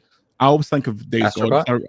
Well, I was thinking of a game that came out that didn't like hit in the way that first party Sony games do. I always think of Days Gone because I really hated that game. But yeah, they have interesting stuff coming down the pipe. I can't wait to see more of Intergalactic. That's been one that's been talked about for like a year before it got announced, and I was always thinking, like, the things I heard about it, there's no way they're going to put this in. There's no way they're going to put this in. And they've spoken about this in interviews and stuff like that. There's quite a lot of a lot of religious theming in that game, which I think when it comes out will be somewhat controversial. But there's a lot of that stuff in The Last of Us Part 2, and we saw how that went. So exciting times ahead. If I was a fantasy game critic player, which I'm not, because I think that's like that's betting against the house for me, because people use my scores in those. If I was a fantasy game critic player, I would probably say that on average, Sony's upcoming stuff will get higher scores, but Xbox will have about 5 times as much stuff. So it's a good time for everyone. Now, the question is for you two: do you think it ever gets to the point where Sony puts the back catalog on Xbox? Because that was always the thing to me, that I think there will just be, they just won't do it, because the hit for PR for them to put that on does not equal the sales. And when it's like the opposite for Microsoft, where Microsoft's making a ton of money off PlayStation, and does it really hurt them too much to put their stuff on PlayStation? Ooh, I think you're more likely to see PC day and date. Yeah, you will see that eventually, I would say. Yeah, I think that's the first step. It would take something special from the next round of Xbox hardware for that to be the case. And it might be the simultaneous storefronts being accessible, because if you are PC day and date, well, then suddenly I can play Spider-Man on my Xbox. And it doesn't matter if I'm on a PlayStation or not. I can just log into PSN via this multi-store facet approach. So why not eliminate the middleman? Might be the thought process. So that's how I think it might play out, because there's no loss if Xbox players can just do it anyway, go through the back end. I think the first foray, they might dip their toe. You talked about that Uncharted remake. Do you get a Gears of War Reloaded, but it's an Uncharted remake, reclimbing, and that's coming up to Xbox, and they just see how the audience responds? Maybe. But if it's called Uncharted Reclaiming, I don't think it will do too well, unfortunately. I don't think it would do too well. You're right. And they should not hire me. However, I could get the game out faster than some people. But my big thing, that's a mean joke. I shouldn't make that. But my big thing is, I don't think it happens. Yeah. I think Xbox players get that backdoor approach of going through Epic or Steam when stuff goes day and date. But that's my take. I think the handheld might play a part there, but the portal also kind of negates. So there's a lot of question marks there. But no, I don't think it happens the same way. Logan, what do you think? I think it will. I think eventually it's just gonna, because I mean we've seen the decline. They've shown that they can make money on PC. PC is an ecosystem that they don't have to create hardware for. That's free money for them at this point. I think the day and date will eventually come. I think that will just be an inevitability at this point. But I think there will be a point where Xbox is producing so much and earning so much from their games on Sony's hardware that Sony will look at that, realize that it's an opportunity growth period for them, and they will eventually start putting their re-releases and stuff over on Xbox, potentially Switch. I don't think Switch necessarily just due to the nature of the hardware, but I think eventually, like if the door is open for PC and the inevitability of day one for Sony games coming over to PC is expected from us, the enthusiasts, I don't see why they don't just eventually go the approach. I don't see why they would just leave that money on the table at this point. I didn't think 5 years ago that Xbox would ever do this. I thought they would compete on exclusives and actually win a generation since the 360. But time has shown that that is not the way that things are going. And if game prices are just going to increase, then what better way to earn money than on an ecosystem with those higher game prices? You want to charge $80-$90 for a game on a ecosystem you can't get it on normally? I guarantee you there are going to be people on Xbox who would love to play Final Fantasy VII Remake on Xbox. If they're willing to do that for Square's stuff, I don't see why they wouldn't do that for something like, Ghost of Tsushima or Spider-Man. People would show up on Xbox if Spider-Man came over and they would pay $80 for it. So I don't see why Sony doesn't do it eventually. I think they'll do it with back catalog titles, and I think actually I'm going to retract my statement about day and day. I think that the Intergalactic and Last of Us 3, there will be at least some period where they can say you can only get this on a PlayStation, because they still make a lot of money out of hardware. However, that window is going to get shorter and shorter. And I think that something like Spider-Man, it comes down to if Disney says you have to put it on everything, much like with MLB The Show. MLB said to PlayStation, if you want to continue making these games as the license holder, you have to put it on everything. So perhaps that happens, but ultimately Xbox as a hardware entity has to survive long enough for that to be worth it to them. I think it goes to the Xbox PC store as that gets bigger and bigger, probably first. It's an interesting couple of years ahead. I can't believe how quickly we got to the point where it's like, oh yeah, Xbox stuff on PS5 day and day. Like when I'm getting review code and they're saying, oh, do you want Doom on PlayStation or Xbox or all this kind of stuff? It's just like, it's pretty bizarre. Playing Forza 5 again with my PS5 controller, I was like, this is just so strange. Like seeing screenshots like Gears Reloaded with the PS5 symbols on it. What an era we are living through.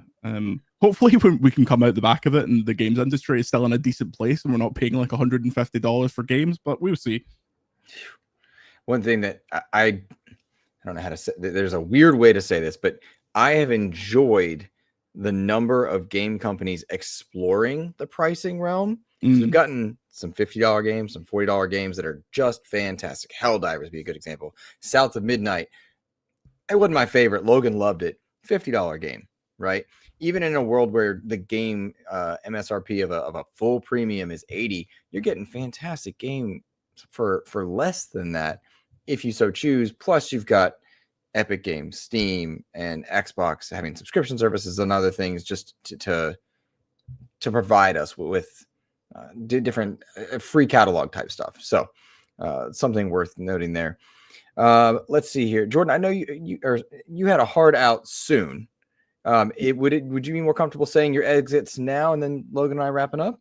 Would that be right? If that's possible, lads, I would appreciate that. Absolutely. Although, let's at some point in the summer, I'll need to come back and we can pick the bones of the Xbox show and we can see what's all going down. Thank you very much for having me. I appreciate it. Absolutely. I know that I've been harsh on Xbox in the past, but it's because I care, right?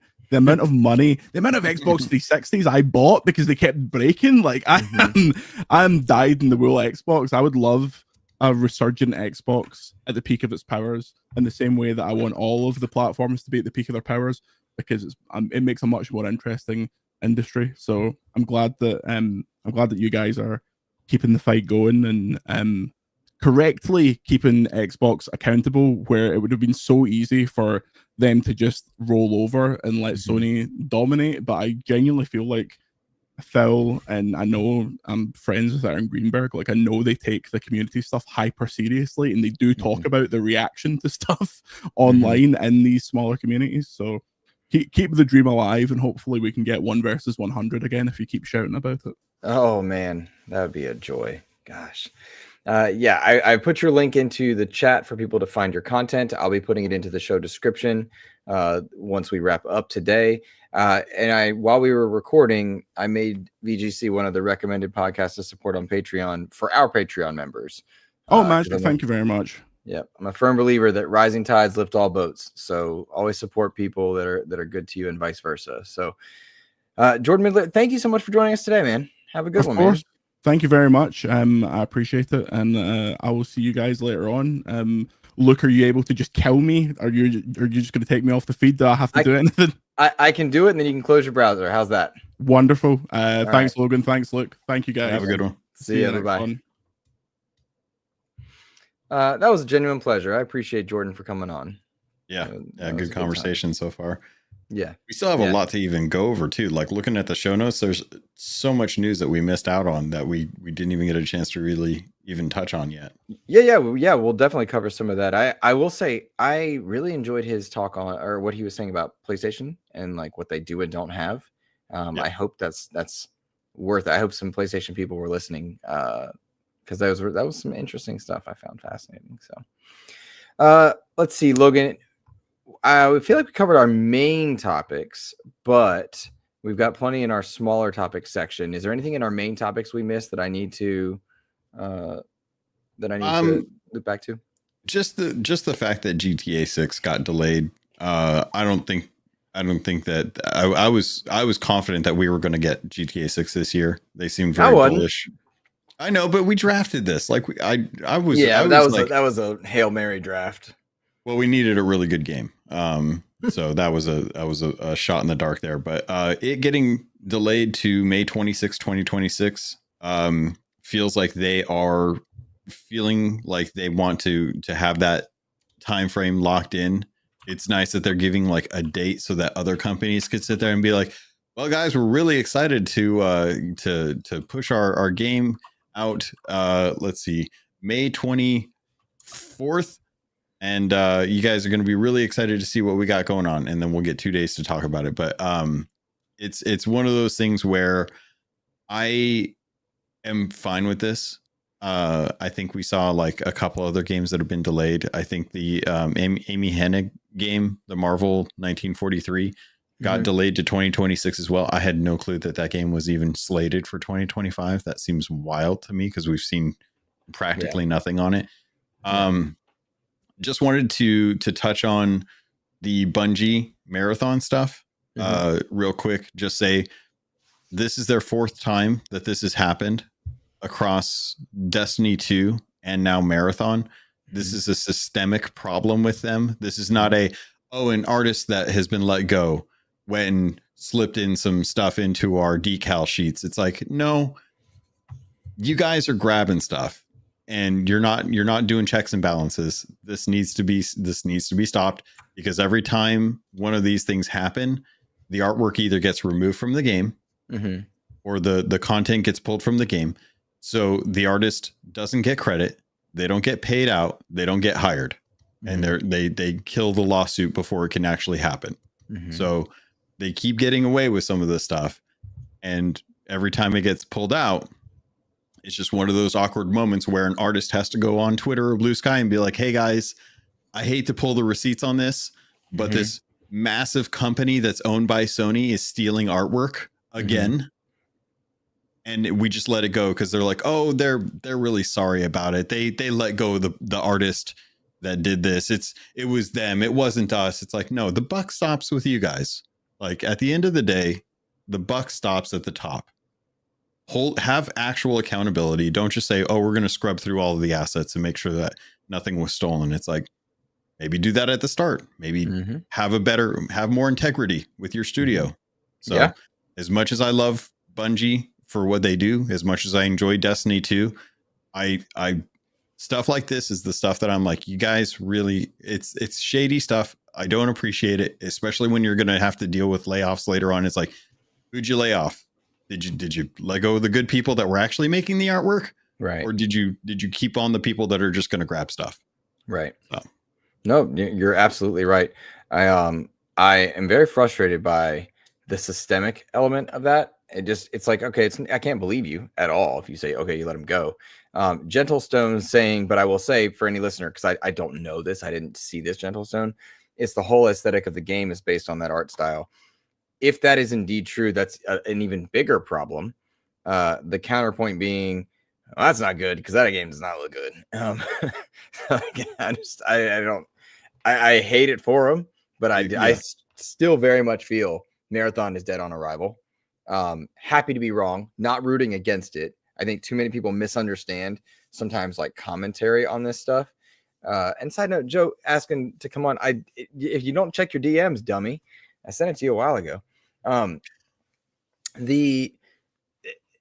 Sometimes we say like, I think this game's dead, or I don't think this is going to do well. That's not me rooting against it. That's not us rooting against or for something. Yeah. But when I look at Borderlands 4, which who would have thought? Who would have thought? Luke Lohr is excited about Borderlands. I love Borderlands 1 and 2. I played 2 on everything, bro. I had it on my Vita. I was a Vita fan. Like, let's go. But I did not expect to be excited about Borderlands 4, but that trailer, yes, sir. Let's go. That got me excited. That all the more kills marathon. And I just don't think that there is interest in it. And it's a dumb thing to even name it marathon. And expect people to have some sort of attachment to it. So I just don't know or understand why that happened. But good luck to him. Good luck to we'll see. But I do hope that this artist keeps those receipts and doesn't back down, because let me tell you something. I'm a diehard Doom fan. I desperately wanted to interview Hugo Martin. I really wish that could have happened. Did happen, will happen. But I'm trying to get Mick Gordon on. Mick Gordon did the music for Doom and Doom Eternal. Fantastic. Yep. There was a falling out there. I'm curious of that story. I don't think he can answer me because of legality stuff, but like, that'd be really cool to find out. And I hate when artists and projects fall apart, Yeah. It's just a bummer. I did send out 5, our last gifted memberships of our month. We get 10 every month that we're allowed to gift. So I sent those out. I saw HR Bomber, Ventoli, N13, Steven 4XP, J Hamid, and Fatboy Horror all got XEP memberships. I hope you guys enjoy them. Use those emojis. And I want to drop the Doom guy in there just because I love the Doom guy. I've been playing the hell out of some Doom, man. Let me just tell you, pun intended. Yeah. I did obviously the Doom review. Not a lot of people checked that out. And that's kind of become the trend with some of our XEP reviews. They very slow build. They don't hit big, but I'm really proud of that one. And it was a year ago in my feed that I saw the Hellblade 2 review kind of popped up. That was like the first one that I felt like XEP stepped up our game in terms of review quality was Hellblade. Because we did the Suicide Squad one. That wasn't our best work. That was a kind of a conjoint effort. But I think we really started stepping up. And that Doom review, I felt like was really cool. And I'm really proud of that one. So I hope people do go check that out. We got plenty more on the small side to talk about. But I do want to welcome... they're trying.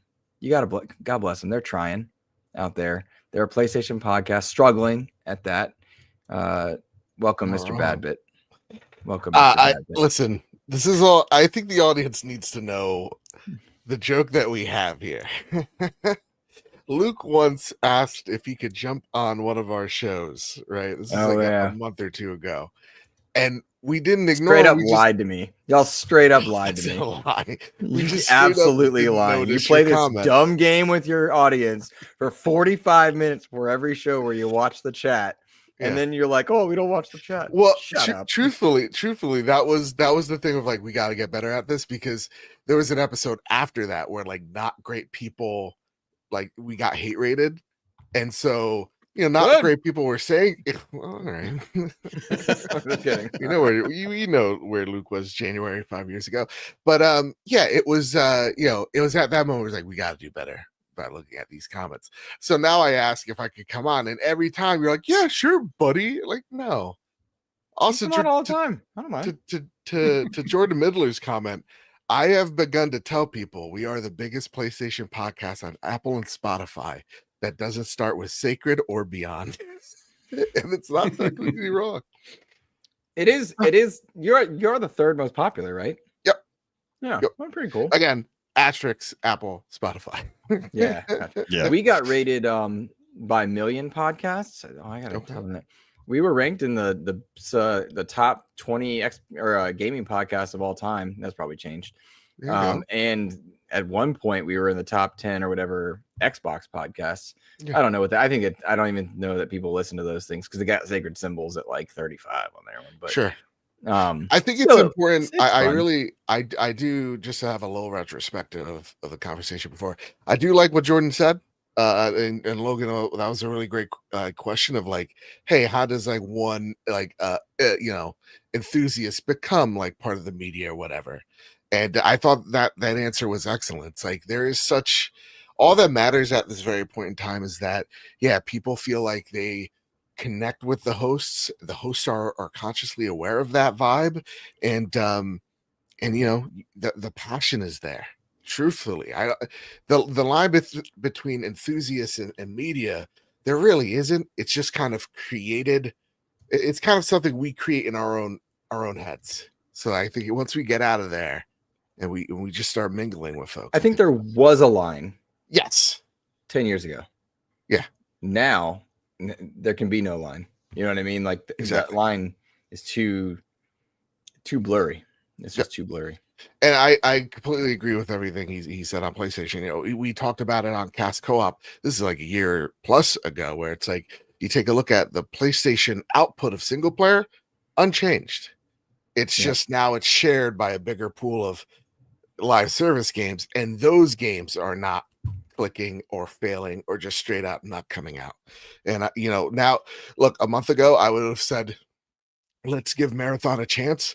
Now, with all the bad PR, I don't think that game comes out this year. Safely. Right? It's not coming out this year. It's bad. It's going to be really interesting, especially with like Arc Raiders and how well that did with the streaming community, which, looking at, Shroud sitting there talking about it, that generated a lot of content, a lot of like interest in that game. Something like Arc Raiders is going to need to have some space before like Marathon decides to come out. If Marathon's smart and Sony isn't pressing them to release it on any specific date, the last stream that they put out, they were talking about like some of the big plans and some of the feedback that they're aware of, and and I'm like, when is this coming out? Yeah, this isn't, and I get it, like that the build that even people were playing was older, but it's like you still have like 3 months. You know what I'm saying? Like, and even I saw bits and pieces of that stream. I checked a look at the Marathon Discord. Not happy over there. So I would definitely see that game get pushed to like a February release date for sure. And they could even like, if they wanted to, this could be their kind of like saving graces. Be like, hey, we've realized that there needs to be a full scrub of all of our assets. We want to take the time to not only take your feedback into account, but to make sure that the game is clean and that there aren't any concerns as far as any kind of like artwork that was pulled from sources that weren't coming from internal.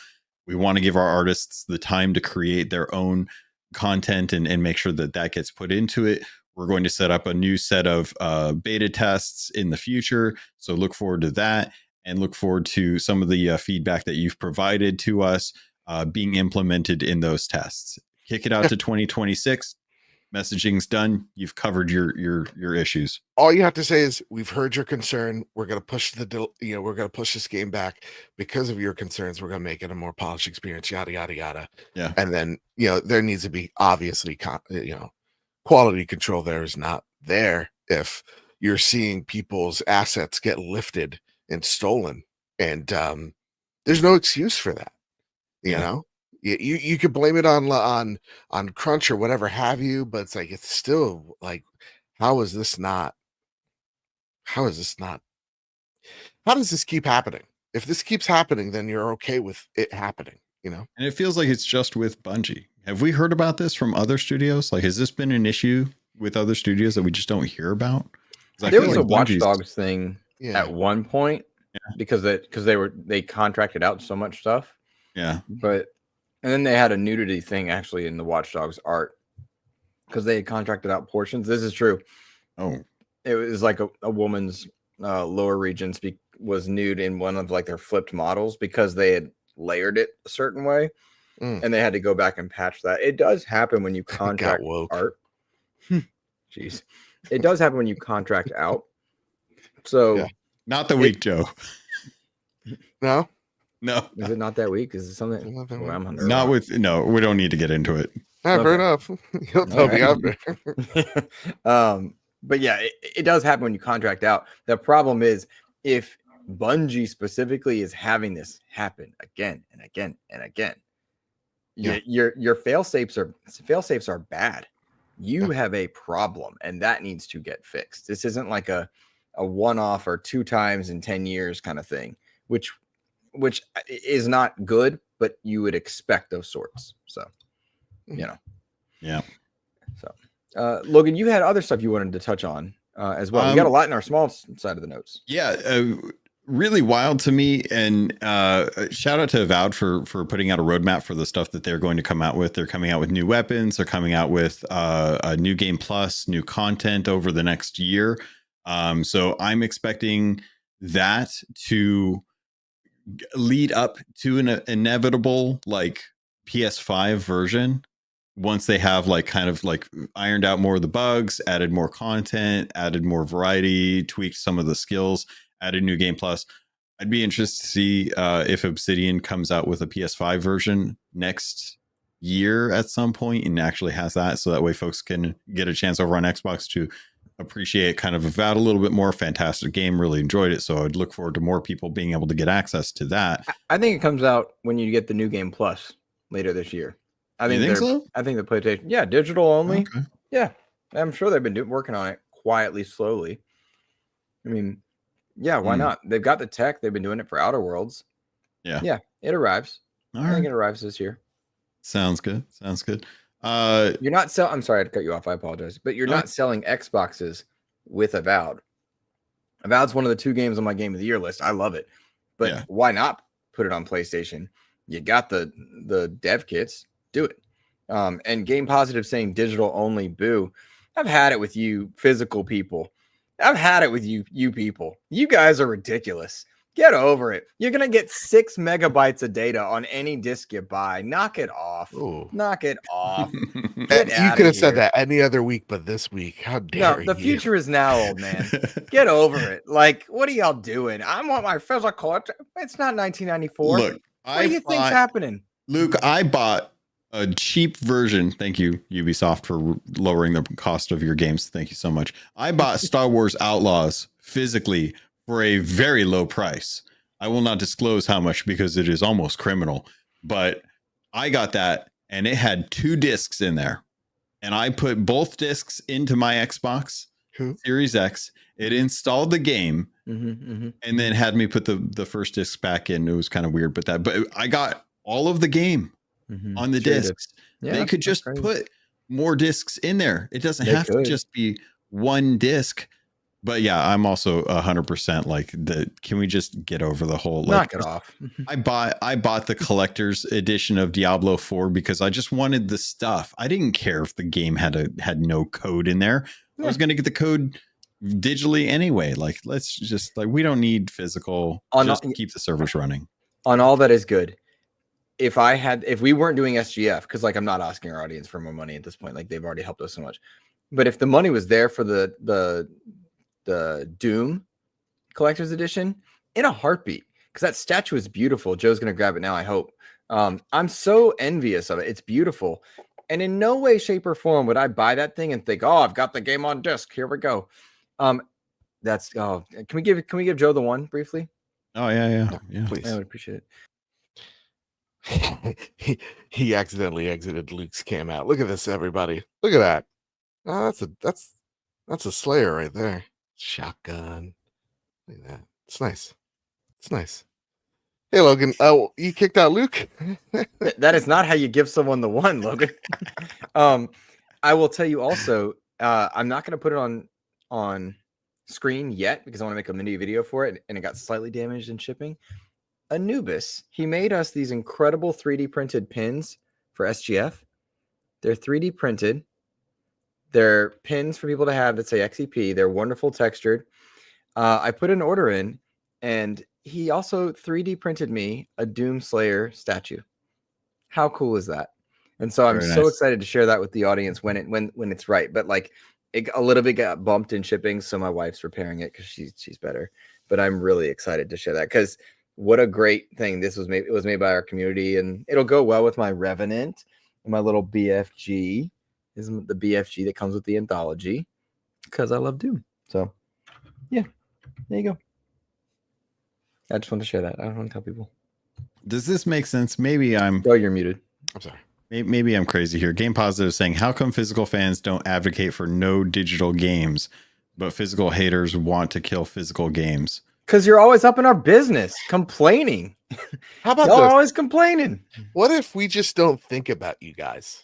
Because that's what we do. We don't think about you guys. We only think about it when you guys bring it up. You know, this is a you problem. This is not a me problem. I went to GameStop. Here, you want to hear the physical story? I tried to pre-order a Nintendo Switch 2 for my brother. Tried to do it at GameStop, right? They go, oh, we're sold out of the pre-orders. You missed it by like 20 minutes. I go, you know what? No harm, no foul. Who comes in? The manager of the GameStop and pre-orders the last Nintendo Switch 2. So yeah, no, I'm sorry, but we can't be the ones that constantly, complain about, oh, I hate GameStop and they give me $2 back for my trade-in credit. And then when we find a more convenient way to buy games and we're doing it in our underwear, we're demonized for it. It's like, no, you guys complained about it. You lost something great. That's on you. That's not on me. Basically, the way I see it is I would rather play my game at 9 p.m. Pacific Standard Time when all the other East Coast people have to wait till midnight. And then the physical people have to hope that their delivery gets there at some point during the day because they have to wait even longer. I would rather jump into my game when it's actually available as opposed to, oh my God, let me go and install this. Like preloading is a thing now. Like I just preload the games. Like I don't even like it's coming to Game Pass. It's cool. I just preload it. I don't have to sit there and think about like, oh, when's the game coming in?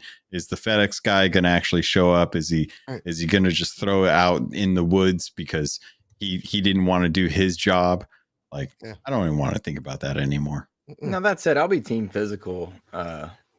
If we hit our fundraising goal, I'll sell my soul. Sure. I mean, like, I'm gonna get Death Stranding 2 physically. That's just me.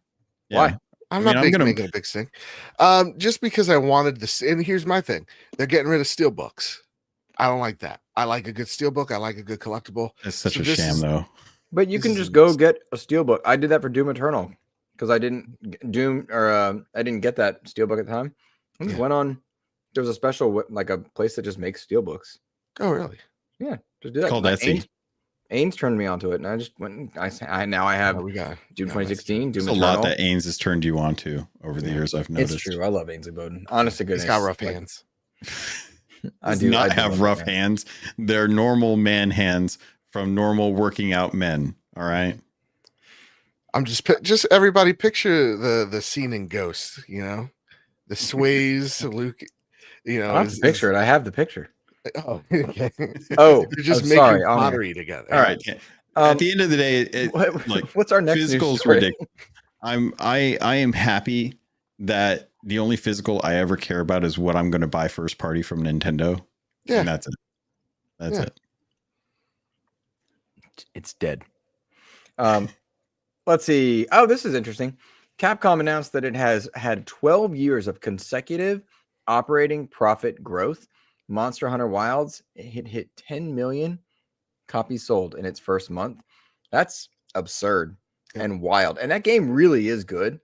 It's not my kind of game, and I still loved it. I mean, I did the mini review for our channel, and I had a blast with it.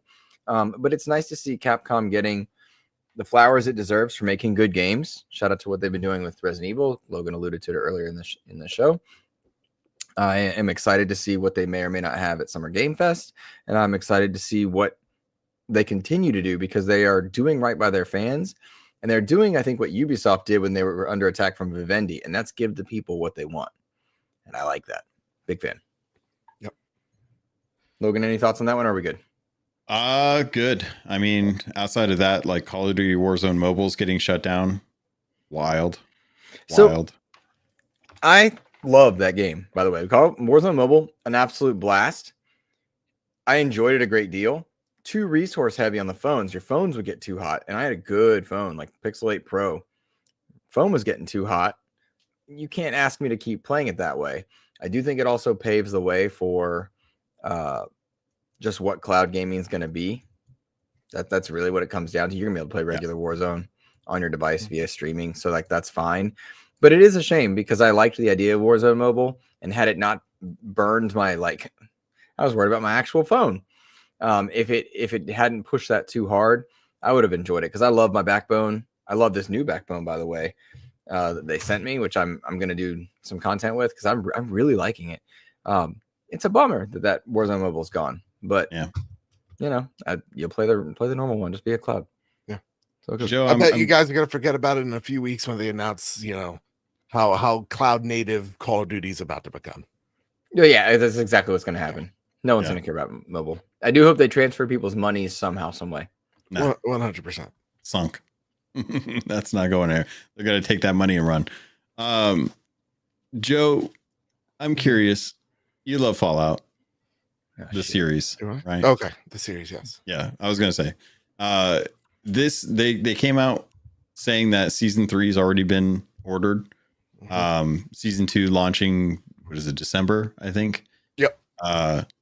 I'm excited for this. I can't wait for it. I'm not too concerned that they're doing season 3 already. I think that's a good time to, start pulling those same actors in. If you've got the scripts and stuff, start working on that stuff, get those people locked in the contracts and start pushing it out. I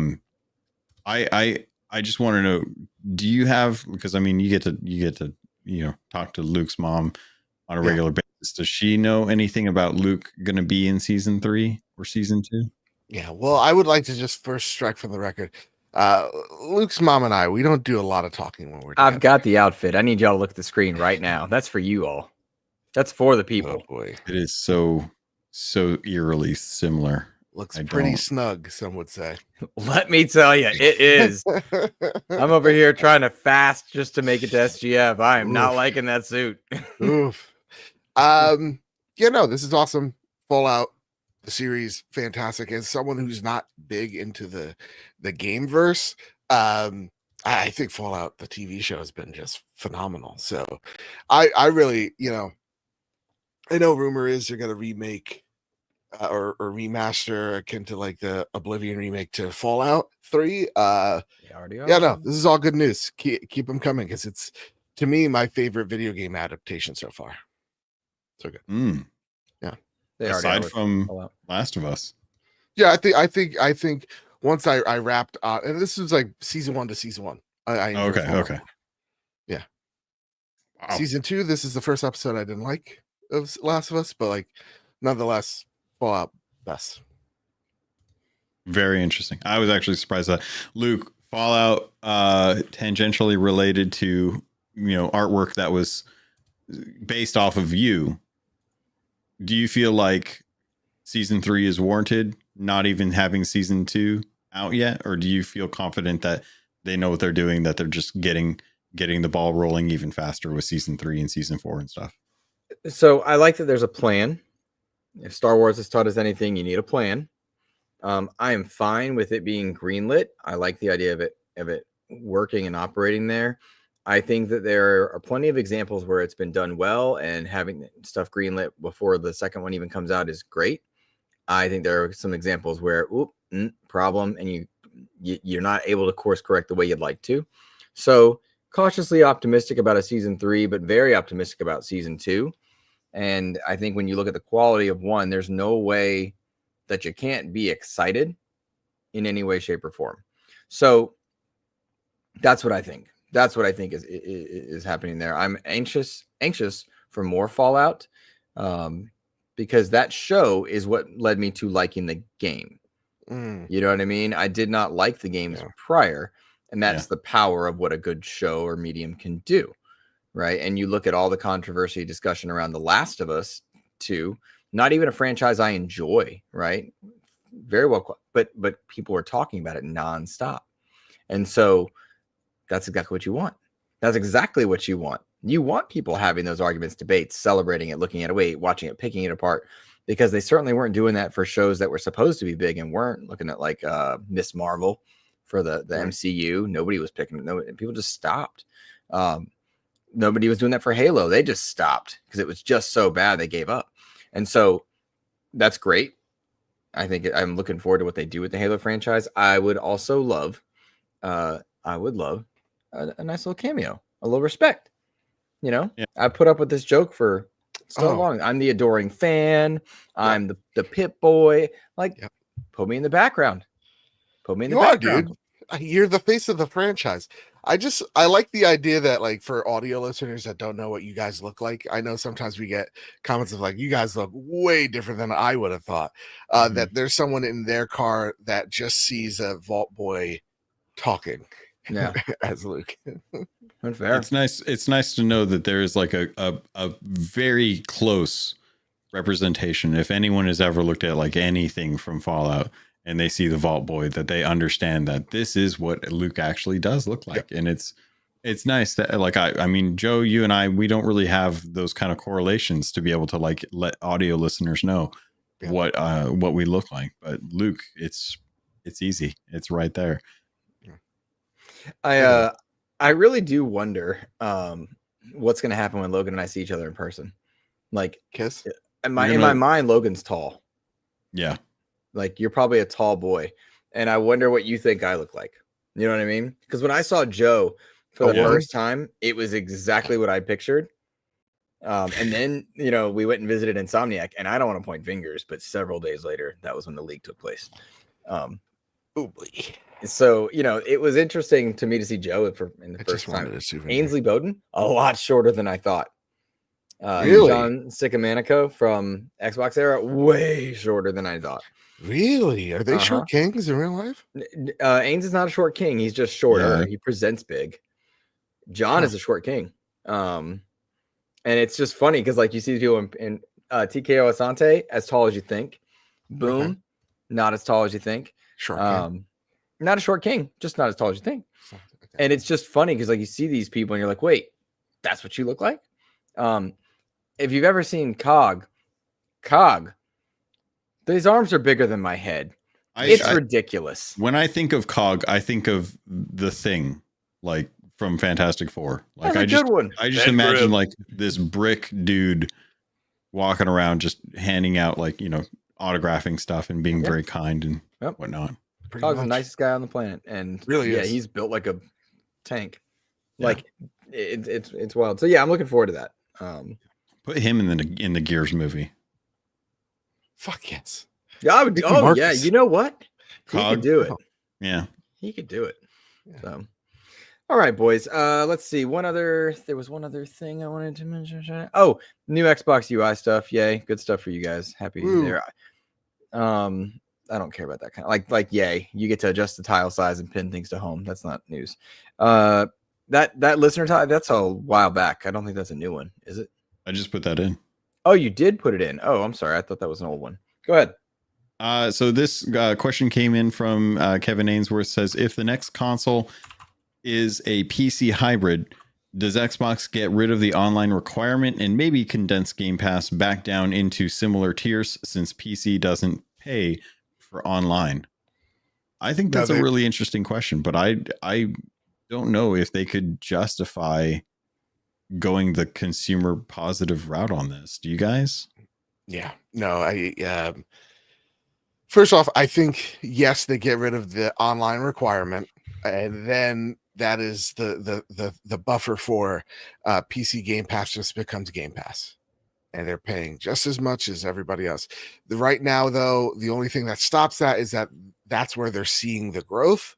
So it's really until the growth of PC Game Pass stops or slows that they'll do that. The Xbox used to be the consumer-friendly company pre-ABK acquisition, and I have not seen that behavior from them in the last year. Asterix, I heard some people, I want to say it was Dan on the Nerd Chat, just And it was probably a week removed because I'm not caught up on my show this week. But I could not believe some of the hilarity that he was saying. He's like, Game Pass, it's going away. It's not good enough to.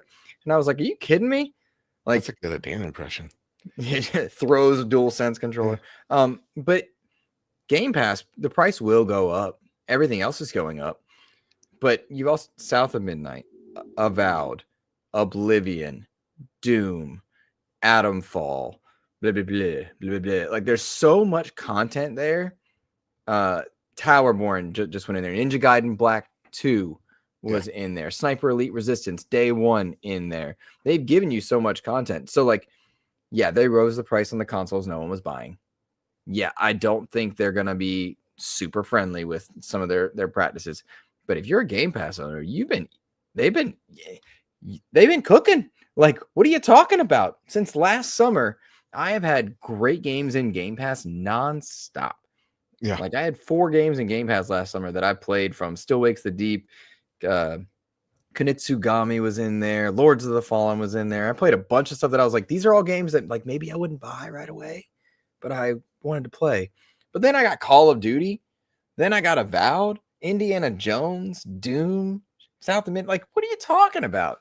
So I feel like Game Pass is amazing, and they should make simpler tiers, but they're not gonna, and they're not anti-consumer across the board. They've not been great on a bunch of things, but like Game Pass still takes good care of its people. So breaking news, Rainbow Six Siege X is going to be day 1 Game Pass on June 10th. And that's what I'm talking about. Like, there it is. And June 10th, that is SGF. That's right after SGF. Like, that is that Tuesday. So you've got Game Fest on Friday the 7th. You'll have the weekend where you have Summer Game Fest play days, and you're going to get outlets bringing news and showcasing stuff all through Monday. And then Tuesday, you're playing Rainbow Six Siege X. There you go. Yep. Cool. There you go. Like, taking good care of its people. Now, that said, the real tragedy is that we don't have Doomslayer from the Dark Ages in Fortnite, in That's Diablo, in Call of Duty. Like, where's he at? Trying to get You him should up. be doing a little dance. Yep, making a little love. Getting down tonight. Sure. Any other questions from our audience of any kind? Anything we need to chat up that we are missing, good friends? I think we're good. Taking that silence is golden. Thank you to anybody and everybody that's helped us get to 93% of our funding goal. It's pretty darn impressive, and I am grateful and appreciative for you. We will have an episode next week. We will have an episode the week after. We will not have an episode 3 weeks from now because that will be at Summer Game Fest. However, Logan and I have yet to coordinate this, but we know we're going to have some kind of content hitting the channel here and there. Maybe it's going to be updates on our YouTube side, little shorts, or things that we can talk about from stuff that we get to see. We know some of the stuff we are going to see that's unannounced. We don't know some of the stuff that's unannounced. But we're going to do our best to update our socials regularly, the YouTube side regularly from what we can do. But we're not trying to produce an all-out show while we're there because we're a 2-person operation. And I really, with this being Logan's first one, I want him to enjoy the moment. Like, you got to live that moment. It's special.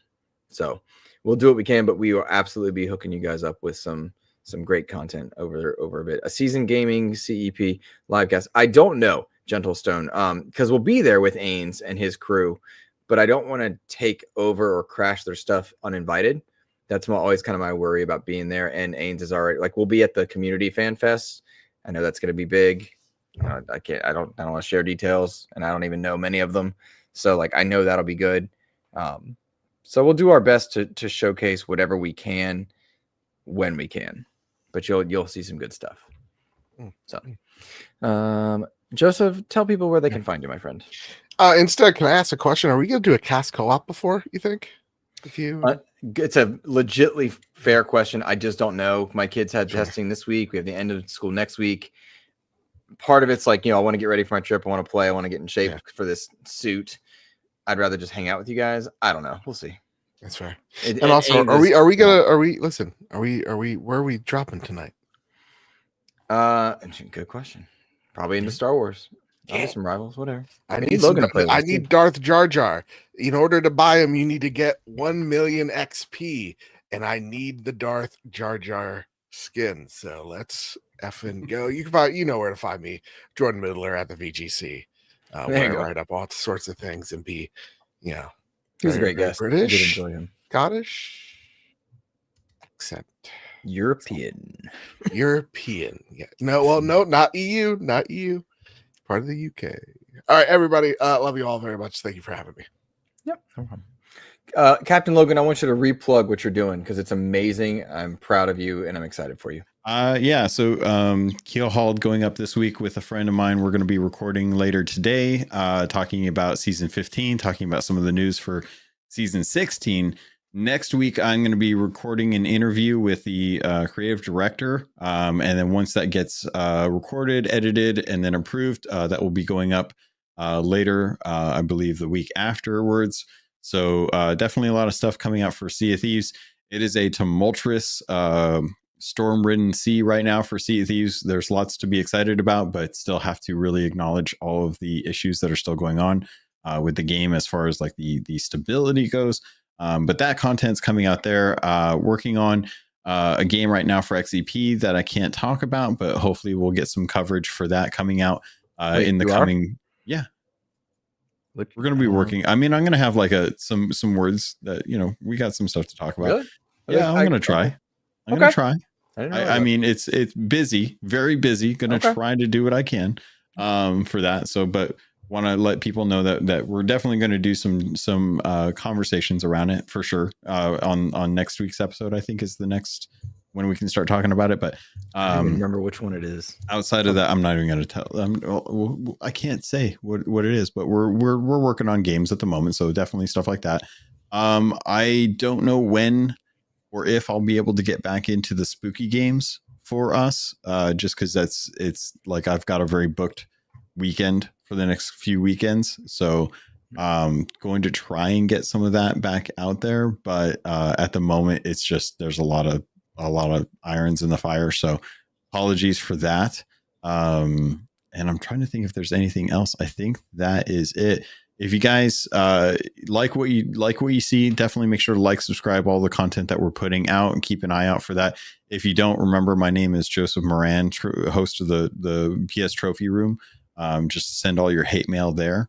And no, I'm just kidding. It's Logan Keller, and I'm Captain Logan for Keelhauled. And yeah, we'll definitely be bringing up content. Luke, thank you for hanging in there. I'm sure all of us have things we need to go do real quick after we wrap up on this. So thank you. Yep. I don't sit still well, guys. All right. That's going to be it from us here. Thank you guys so much for hanging out and have a fantastic rest of your week. Take care.